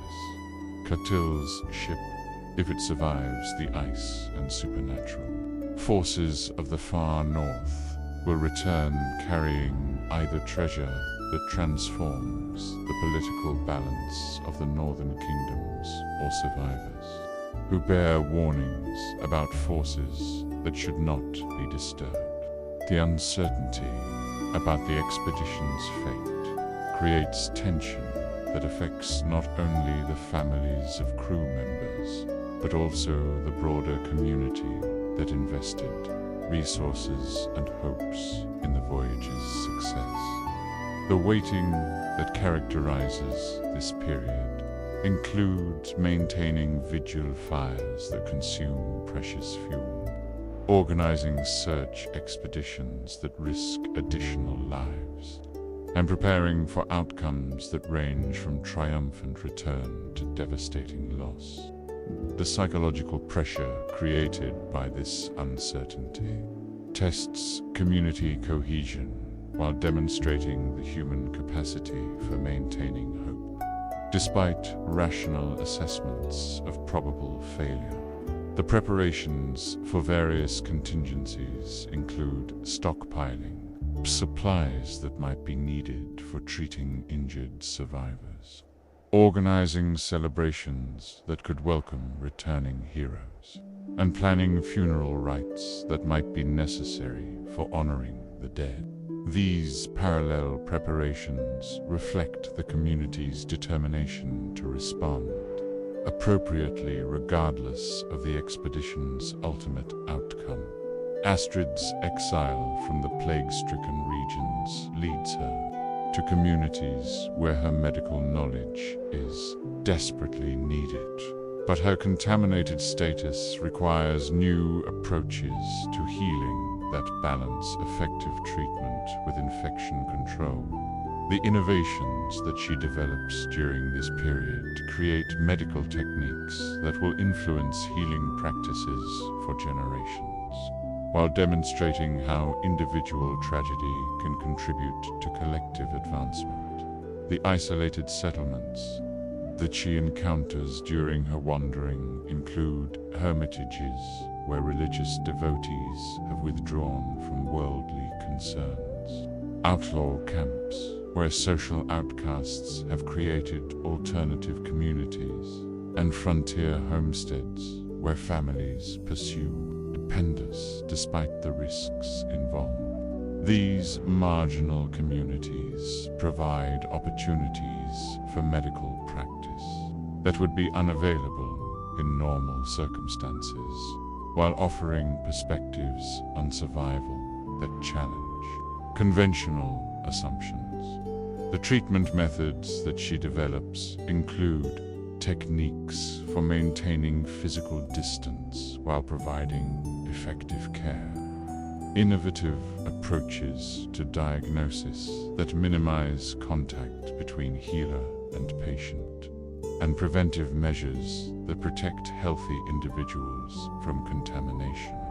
These medical innovations represent collaborative efforts between Astrid's expertise and the practical knowledge of people who have learned to survive under challenging conditions. The spiritual dimensions of her exile include gradual acceptance of her situations, meaning within larger patterns of cause and effect, recognition that her personal tragedy might serve purposes that transcend individual concerns, and development of new approaches to healing that integrate physical treatment with spiritual counseling. This evolution demonstrates how crisis can catalyze personal growth that transforms individual identity while contributing to collective wisdom. Magnus's resolution of his supernatural conflict requires not only personal sacrifice, but also fundamental changes in how his community approaches the relationship between human needs and natural forces. The whale's spirit demands establishment of new traditions that honor the supernatural aspects of sea life, while maintaining the practical requirements of survival, creating a covenant that will govern future interactions between human communities. Bauer and the Ocean's Guardians. The negotiations that take place between Magnus and the whale's spirit occur through methods that transcend normal communication, involving direct transfer of understanding that reveals the creature's true nature as a guardian of ancient secrets and the magnitude of the violation that the hunt represented. This supernatural dialogue creates knowledge that will influence maritime practices for generations, while establishing precedents for resolving conflicts between human and otherworldly interests. The new hunting protocols that emerge from this resolution include ritual preparations that honor the spiritual nature of sea creatures, specific limitations on which animals may be hunted and under what circumstances, and ceremonial procedures that ensure proper respect for the life force that humans must take for survival. These innovations represent synthesis between practical necessity and spiritual responsibility that transcends simple exploitation of natural resources. The enforcement mechanisms for these new protocols include supernatural sanctions that will affect violators, community oversight that ensures compliance with spiritual requirements, and educational programs that transmit understanding of the principles underlying these restrictions.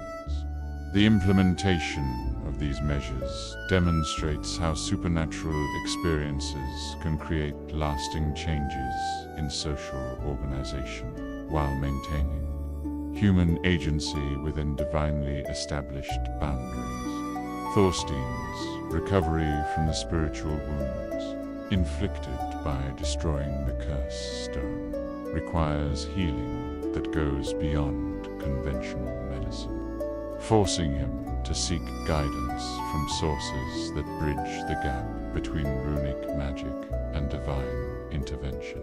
The process involves not merely restoring his health, but also reconstructing portions of his identity that were consumed during the curse's creation. A task that may prove impossible despite the efforts of skilled healers. The healers who attempt to address his condition include medical practitioners who understand the physical symptoms of spiritual damage, religious authorities who possess knowledge of divine healing methods, and other runic practitioners who have experience with the costs of magical work. The collaboration between these different approaches creates innovative treatment methods that expand understanding of the relationship between spiritual and physical health. The recovery process includes not only restoring Thorstein's lost memories, but also helping him develop new approaches to runic practice that avoid the spiritual dangers that led to his crisis. The modified techniques that he learns represent evolution in magical practice that reduces risks while maintaining effectiveness, creating methods that future practitioners can use without exposing themselves to similar hazards.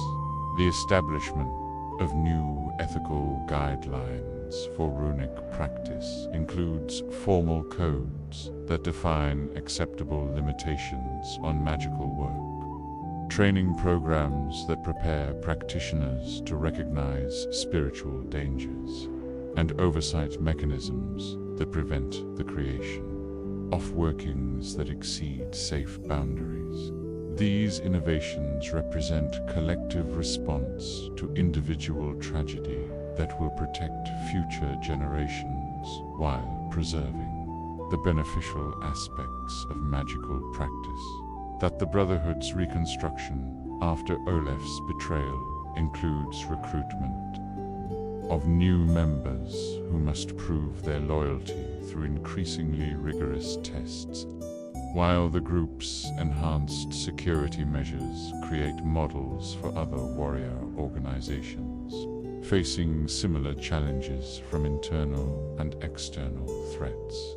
The lessons learned from this crisis influence not only the immediate participants, but also the broader evolution of military organization throughout the region. The new recruitment procedures include extended observation periods that allow assessment candidates' character under various conditions, formal ceremonies that create stronger spiritual bonds between members, and practical training that emphasizes the responsibilities as well as the privileges of Brotherhood membership. These innovations represent a systematic response to betrayal that strengthens group cohesion while preventing similar vulnerabilities. The security measures that prove effective include communication protocols that limit access to sensitive information, verification procedures that confirm member loyalty, and response plans that enable rapid action when threats are detected. The implementation of these safeguards creates organizational models that other groups adopt, while demonstrating how trust can be maintained. Despite awareness of potential betrayal, the training programs for new members include not only military skills, but also education about the spiritual and ethical dimensions of Brotherhood loyalty, ensuring that future recruits understand the full implications of their commitments while developing the moral strength necessary for maintaining faith during difficult circumstances. This comprehensive approach to member development creates warriors who possess both martial effectiveness and ethical reliability. Grimm's successful training of his successor ensures that cultural knowledge will survive the transition between generations.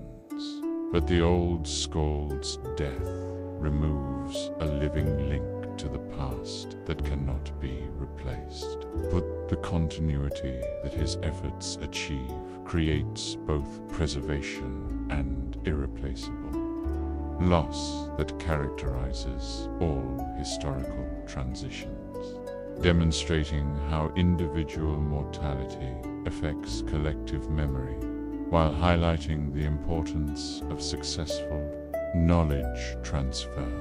The new traditions established by Grimm's successor include innovative approaches to storytelling that adapt ancient narratives to contemporary circumstances, collaborative methods that involve multiple practitioners in preserving cultural knowledge, and educational programs that ensure broader distribution of essential stories throughout the community. These developments represent evolution in cultural preservation that responds to changing conditions while maintaining essential values. The modifications made to traditional narratives include contemporary references that make ancient stories relevant to current audiences, updated language that maintains accessibility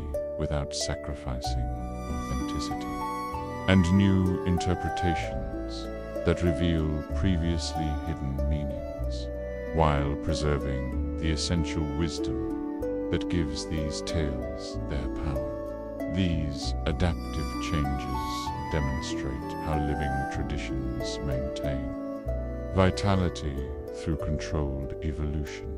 The community's response to Grimm's death includes establishment of festivals that celebrate his contributions to cultural preservation, creation, permanent records that supplement oral tradition, and commitment to supporting future cultural practitioners who will continue his work. These institutional responses ensure that individual achievement contributes to collective memory, while creating frameworks for ongoing cultural development. The spring's promise, the spring that follows this terrible winter, brings changes that transform not only individual communities, but also the broader cultural patterns that define Viking civilization. As survival lessons learned during the crisis create new approaches to age-old challenges, while preserving essential values that provide continuity across generational transitions. The innovations that emerge from necessity become permanent modifications to social organization that will influence regional development for centuries. The survivors of the plague develop immunities that protect them from future outbreaks, while their isolation has forced innovations in agriculture, craftsmanship, and social organization that prove valuable for communities facing other types of challenges. The knowledge systems that emerge from their crisis experience include enhanced food preservation techniques, improved sanitation methods, and social protocols that balance individual needs with collective safety requirements. The agricultural innovations developed by plague survivors include crop rotation systems that maintain soil fertility while reducing disease transmission, storage methods that prevent contamination while extending shelf life, and cultivation techniques that maximize yields from limited land areas. These improvements represent collaborative learning that combines traditional knowledge with crisis-driven experimentation. The social arrangements that prove effective during the plague crisis include governance structures that enable rapid decision-making during emergencies, resource distribution systems that ensure equitable access to essential supplies, and conflict resolution methods that maintain community cohesion despite the stress created by scarcity and fear. These organizational innovations provide models that other communities adopt for addressing their own challenges. The whaling communities affected by Magnus's curse develop new relationships with the ocean that balance practical needs with spiritual respect, creating hunting traditions that maintain productivity while acknowledging the supernatural aspects of their environment through rituals that honor both human and natural forces. The protocols that emerge from this supernatural encounter represent synthesis between economic necessity and spiritual responsibility. The modified hunting practices include seasonal restrictions that protect certain species during critical periods, ceremonial preparations that honor the life force of hunted animals, and quota systems that prevent overexploitation while maintaining sufficient harvests for community survival.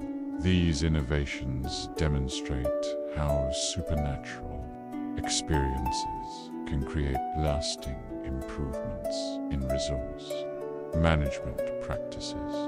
The spiritual ceremonies that accompany hunting activities include rituals that seek permission from oceanic deities before beginning expeditions, thanksgiving offerings that honor successful hunts, and purification rites that maintain proper relationships between human communities and natural forces. These religious practices create frameworks for sustainable interaction with the environment while preserving the cultural traditions that define community identity.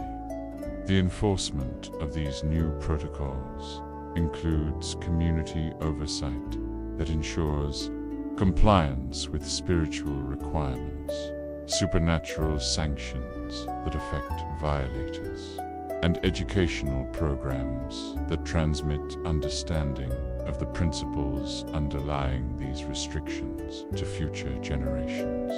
The implementation demonstrates how individual supernatural experiences can create lasting changes in social organization. The runic practitioners, influenced by Thorstein's sacrifice, establish new ethical guidelines that prevent the creation of curses like the one he destroyed, while their enhanced spiritual awareness leads to innovations in protective magic that benefit entire communities rather than serving only individual clients. The collaborative approaches that develop create more effective magical practices while reducing risks to practitioners and their communities. The ethical frameworks that govern magical practice include formal codes that define acceptable limitations on supernatural work, oversight mechanisms that prevent dangerous experimentation, and training programs that ensure practitioners understand both the capabilities and responsibilities that come with magical knowledge. These institutional developments represent collective response to individual tragedy that protects future practitioners while preserving beneficial magical traditions. The protective magic innovations include community-wide defensive systems that guard against supernatural threats, healing techniques that address spiritual as well as physical ailments, and divination methods that provide early warning about potential dangers. These developments demonstrate how magical practice can evolve to serve collective rather than purely individual interests.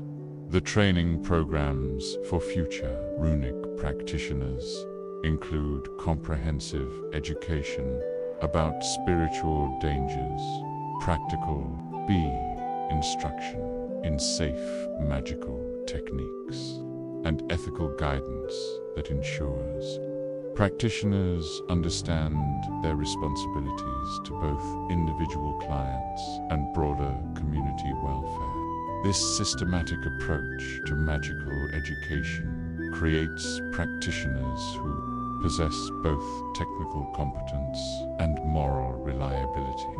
The warrior brotherhoods that learn from Ingvar's experience implement security measures that protect against betrayal, while preserving the trust that enables effective military cooperation, creating models for political organization that balance loyalty with practical safeguards against corruption. The innovations that emerge from this crisis influence not only military organizations, but also other forms of collective endeavor throughout the region. The recruitment procedures that prove effective include extended evaluation periods that assess candidates' character under various conditions, formal ceremonies that create stronger spiritual bonds between members, and ongoing monitoring that ensures continued loyalty while providing support during personal difficulties.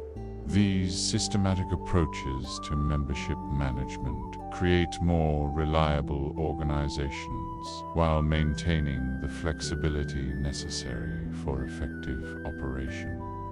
The communication protocols developed to protect sensitive information include verification procedures that confirm member identity, encryption methods that prevent unauthorized access to critical data, and compartmentalization systems that limit damage from potential security breaches.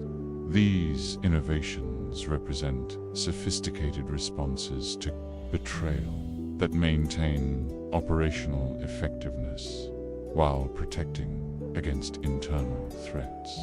The leadership development programs that emerge from the Brotherhood's crisis include training that emphasize ethical decision-making, education about the psychological factors that contribute to betrayal, and support systems that help leaders maintain moral strength during difficult circumstances. These comprehensive approaches to leadership preparation create more effective organizations, while reducing vulnerability to corruption. The cultural traditions preserved by Grimm's successors provide continuity during a period of rapid change, while new stories that emerge from the winter's experiences add to the cultural memory that will guide future generations through their own challenges and opportunities. The dynamic relationship between preservation and innovation demonstrates how living cultures maintain identity while adapting to changing circumstances. The storytelling innovations that develop include collaborative techniques that involve multiple practitioners in preserving cultural knowledge, adaptive methods that make ancient narratives relevant to contemporary audiences, and creative approaches that reveal new meanings in traditional tales while maintaining their essential wisdom. These developments ensure that cultural preservation remains vital, rather than becoming merely antiquarian. The educational programs that support cultural transmission include formal instruction for young people, community festivals that celebrate cultural achievements, and documentation projects that create permanent records supplementing oral tradition. These institutional developments ensure that cultural knowledge reaches broader audiences while maintaining the quality and authenticity that give these traditions their power. The new stories that emerge from the winter's experiences include accounts of individual heroism that inspire future generations, cautionary tales that warn about specific dangers, and wisdom narratives that transmit practical knowledge about survival and adaptation. These contemporary additions to cultural memory demonstrate how living traditions incorporate new experiences while maintaining connection to ancestral wisdom. The eternal cycle. The lessons learned during this winter of trials become part of the cultural wisdom that defines Viking approaches to survival, adaptation, and growth. While the individual stories merge into larger patterns that demonstrate how personal choices create historical change, the synthesis of these experiences creates understanding that transcends immediate circumstances while providing guidance for future challenges that will test human resilience and wisdom. The balance between individual achievement and community survival that each protagonist must navigate reflects fundamental tensions between personal ambition and social responsibility that characterize all human societies. While the Viking context provides specific examples of how these conflicts can be resolved through choices that honor both individual excellence and collective welfare, the resolution of these tensions creates models for ethical behavior that influence social development beyond the immediate participants. The relationship between human needs and natural forces that emerges from these stories establishes new understanding.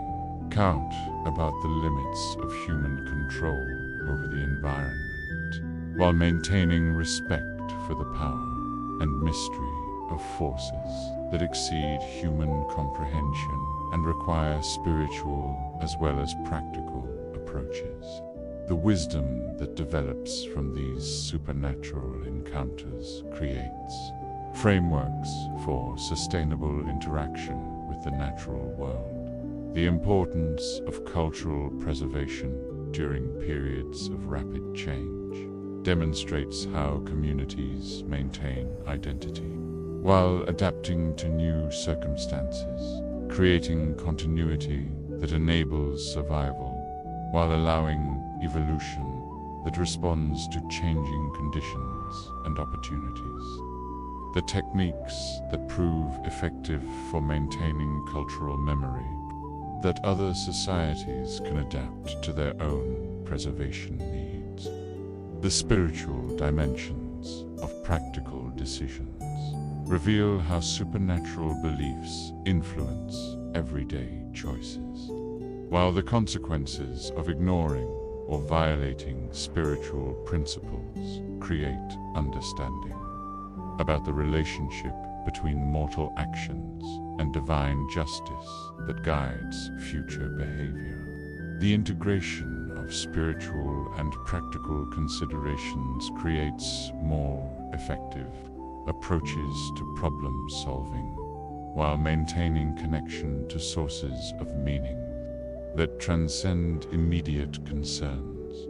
The interconnected nature of individual fates shows how personal choices create ripple effects that influence entire communities, while the collective response to shared challenges demonstrates how social cooperation can overcome obstacles that would destroy individuals acting alone. The networks of mutual dependence that emerge from crisis create stronger communities while preserving individual agency within collaborative frameworks. The innovation that emerges from necessity includes technological improvements that enhance survival capabilities, social arrangements that enable more effective cooperation, and cultural adaptations that maintain essential values while accommodating new realities. The systematic nature of these developments demonstrates how human creativity responds to challenge by generating solutions that transcend immediate problems. The leadership qualities that prove most effective during crisis include the ability to balance competing interests, the wisdom to make difficult decisions despite incomplete information, and the moral strength to maintain ethical standards despite enormous pressure. The examples provided by successful leaders create models that influence the development of future leadership, while demonstrating the personal costs that effective leadership requires. The communication systems that develop to address crisis needs include methods for sharing information rapidly across great distances, techniques for maintaining accurate records despite challenging conditions, and protocols for coordinating action among groups that normally operate independently.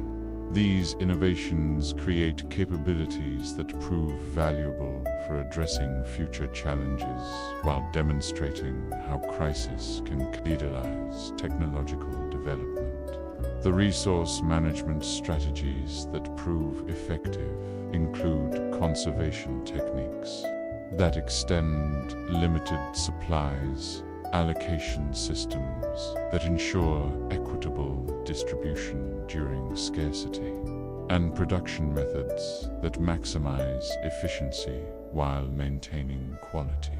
The systematic approaches that emerge from necessity create capabilities that enhance long-term sustainability while addressing immediate survival needs. The final thaw, the spring thaw that ends this winter of testing, brings not only physical renewal but also spiritual transformation that will influence Viking civilization for generations. As the lessons learned during the darkest months create wisdom that enables communities to face future challenges with greater understanding and preparation. The knowledge that emerges from collective struggle creates cultural resources that will guide society through subsequent transitions, while preserving the values that define Viking identity. The survivors of this winter carry knowledge that transcends their individual experiences, creating collective wisdom that becomes part of the cultural heritage that will guide their descendants through similar trials, while providing examples of courage, sacrifice, and moral choice that inspire future generations.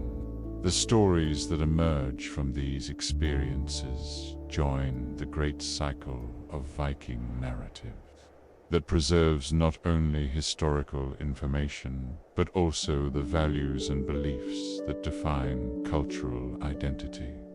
The relationships between human and supernatural forces that develop during this winter create new understanding about the spiritual dimensions of existence, while practical lessons about survival and adaptation provide concrete guidance for dealing with environmental and social challenges.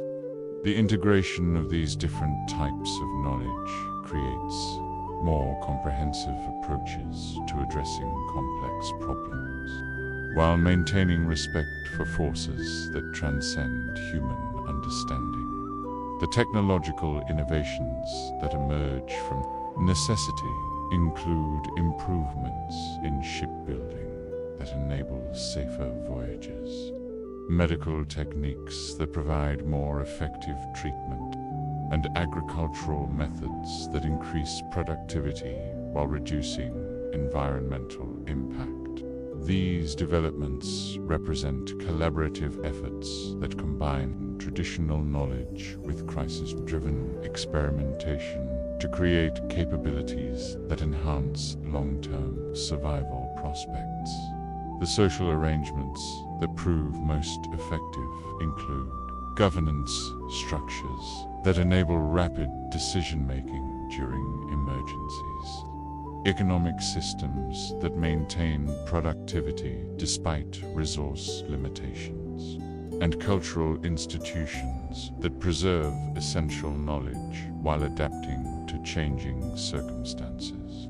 The frameworks that emerge from crisis experience provide models for addressing future challenges while maintaining the flexibility necessary for continued adaptation. The spiritual practices that develop include rituals that honor the relationship between human and natural forces, ceremonies that maintain connection to ancestral wisdom, and observances that celebrate the cycles of death and renewal that characterize existence.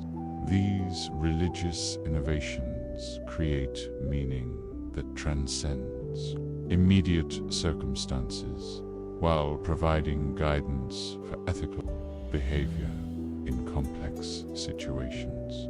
The spring's arrival brings hope that acknowledges both the possibility of renewal and the certainty of future challenges, creating realistic optimism that balances awareness of life's difficulties with confidence in human ability to overcome obstacles through courage, wisdom, and mutual support. The seasonal transition demonstrates how natural cycles provide frameworks for understanding historical change while offering hope for regeneration after periods of difficulty. The agricultural activities that mark spring's beginning include planting crops that will provide sustenance for the coming year, tending livestock that survived the winter's challenges, and repairing infrastructure that was damaged by supernatural forces. These practical activities create opportunities for applying lessons learned during the crisis while demonstrating human resilience and determination to rebuild after catastrophe.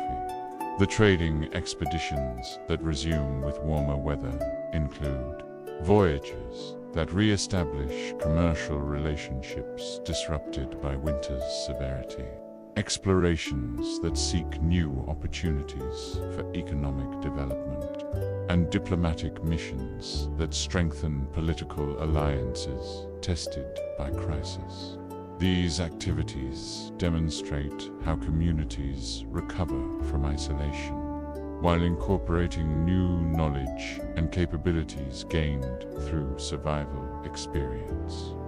The construction projects that begin with spring include building improvements that incorporate lessons learned about protection from supernatural threats, infrastructure developments that enhance community resilience, and artistic endeavors that commemorate the winter's experiences while celebrating survival and renewal. These activities create permanent reminders of both the challenges faced and the victories achieved. The religious observances that mark the season's transition include ceremonies that honor those who died during the winter, rituals that celebrate the return of life to the natural world, and festivals that strengthen community bonds while acknowledging the divine forces that govern existence. These spiritual activities create meaning that transcends immediate circumstances while providing frameworks for understanding historical change. The educational activities that resume include formal instruction for young people who must learn, From the winter's experiences, informal knowledge sharing that transmits practical survival skills, and cultural programs that preserve the stories and values that define community identity. These learning opportunities ensure that wisdom gained through crisis will influence future generations while maintaining connection to ancestral traditions. The final image that remains is of communities gathering to share stories of the winter's trials, preserving experiences that will become part of the cultural memory that guides future generations, while celebrating the survival that enables continuity despite the constant presence of change and challenge. These communal activities demonstrate how individual experiences contribute to collective wisdom while creating bonds that transcend immediate circumstances. The cycle of trial and renewal, individual choice and collective consequence, challenge and adaptation continues as the eternal pattern that defines human existence. While the specific examples of Viking life provide timeless lessons about courage, honor, and the wisdom that comes from facing difficult choices with integrity and determination, the patterns that emerge from these stories transcend their historical context, while providing guidance that remains relevant for all human societies. Facing the challenges of survival and growth, the transformation that concludes this winter's story includes both the specific changes that affect individual communities and the broader evolution of cultural patterns that will influence regional development for generations. The synthesis of innovation and tradition that emerges from crisis demonstrates how human societies maintain identity while adapting to new circumstances, creating continuity that bridges past and future while preserving the essential values that give meaning to existence. Sleep now and dream of spring light touching the thawing fjords, where new grass grows through the melting snow and the sound of returning birds mingles with the songs of survivors who have learned that hope itself is the greatest victory. Dream of the eternal flame of human resilience that burns through whatever darkness the future may bring. Carried forward by those who understand that individual courage and collective wisdom create the foundation for all human achievement and put the promise of endless renewal that makes existence meaningful despite its challenges and uncertainties.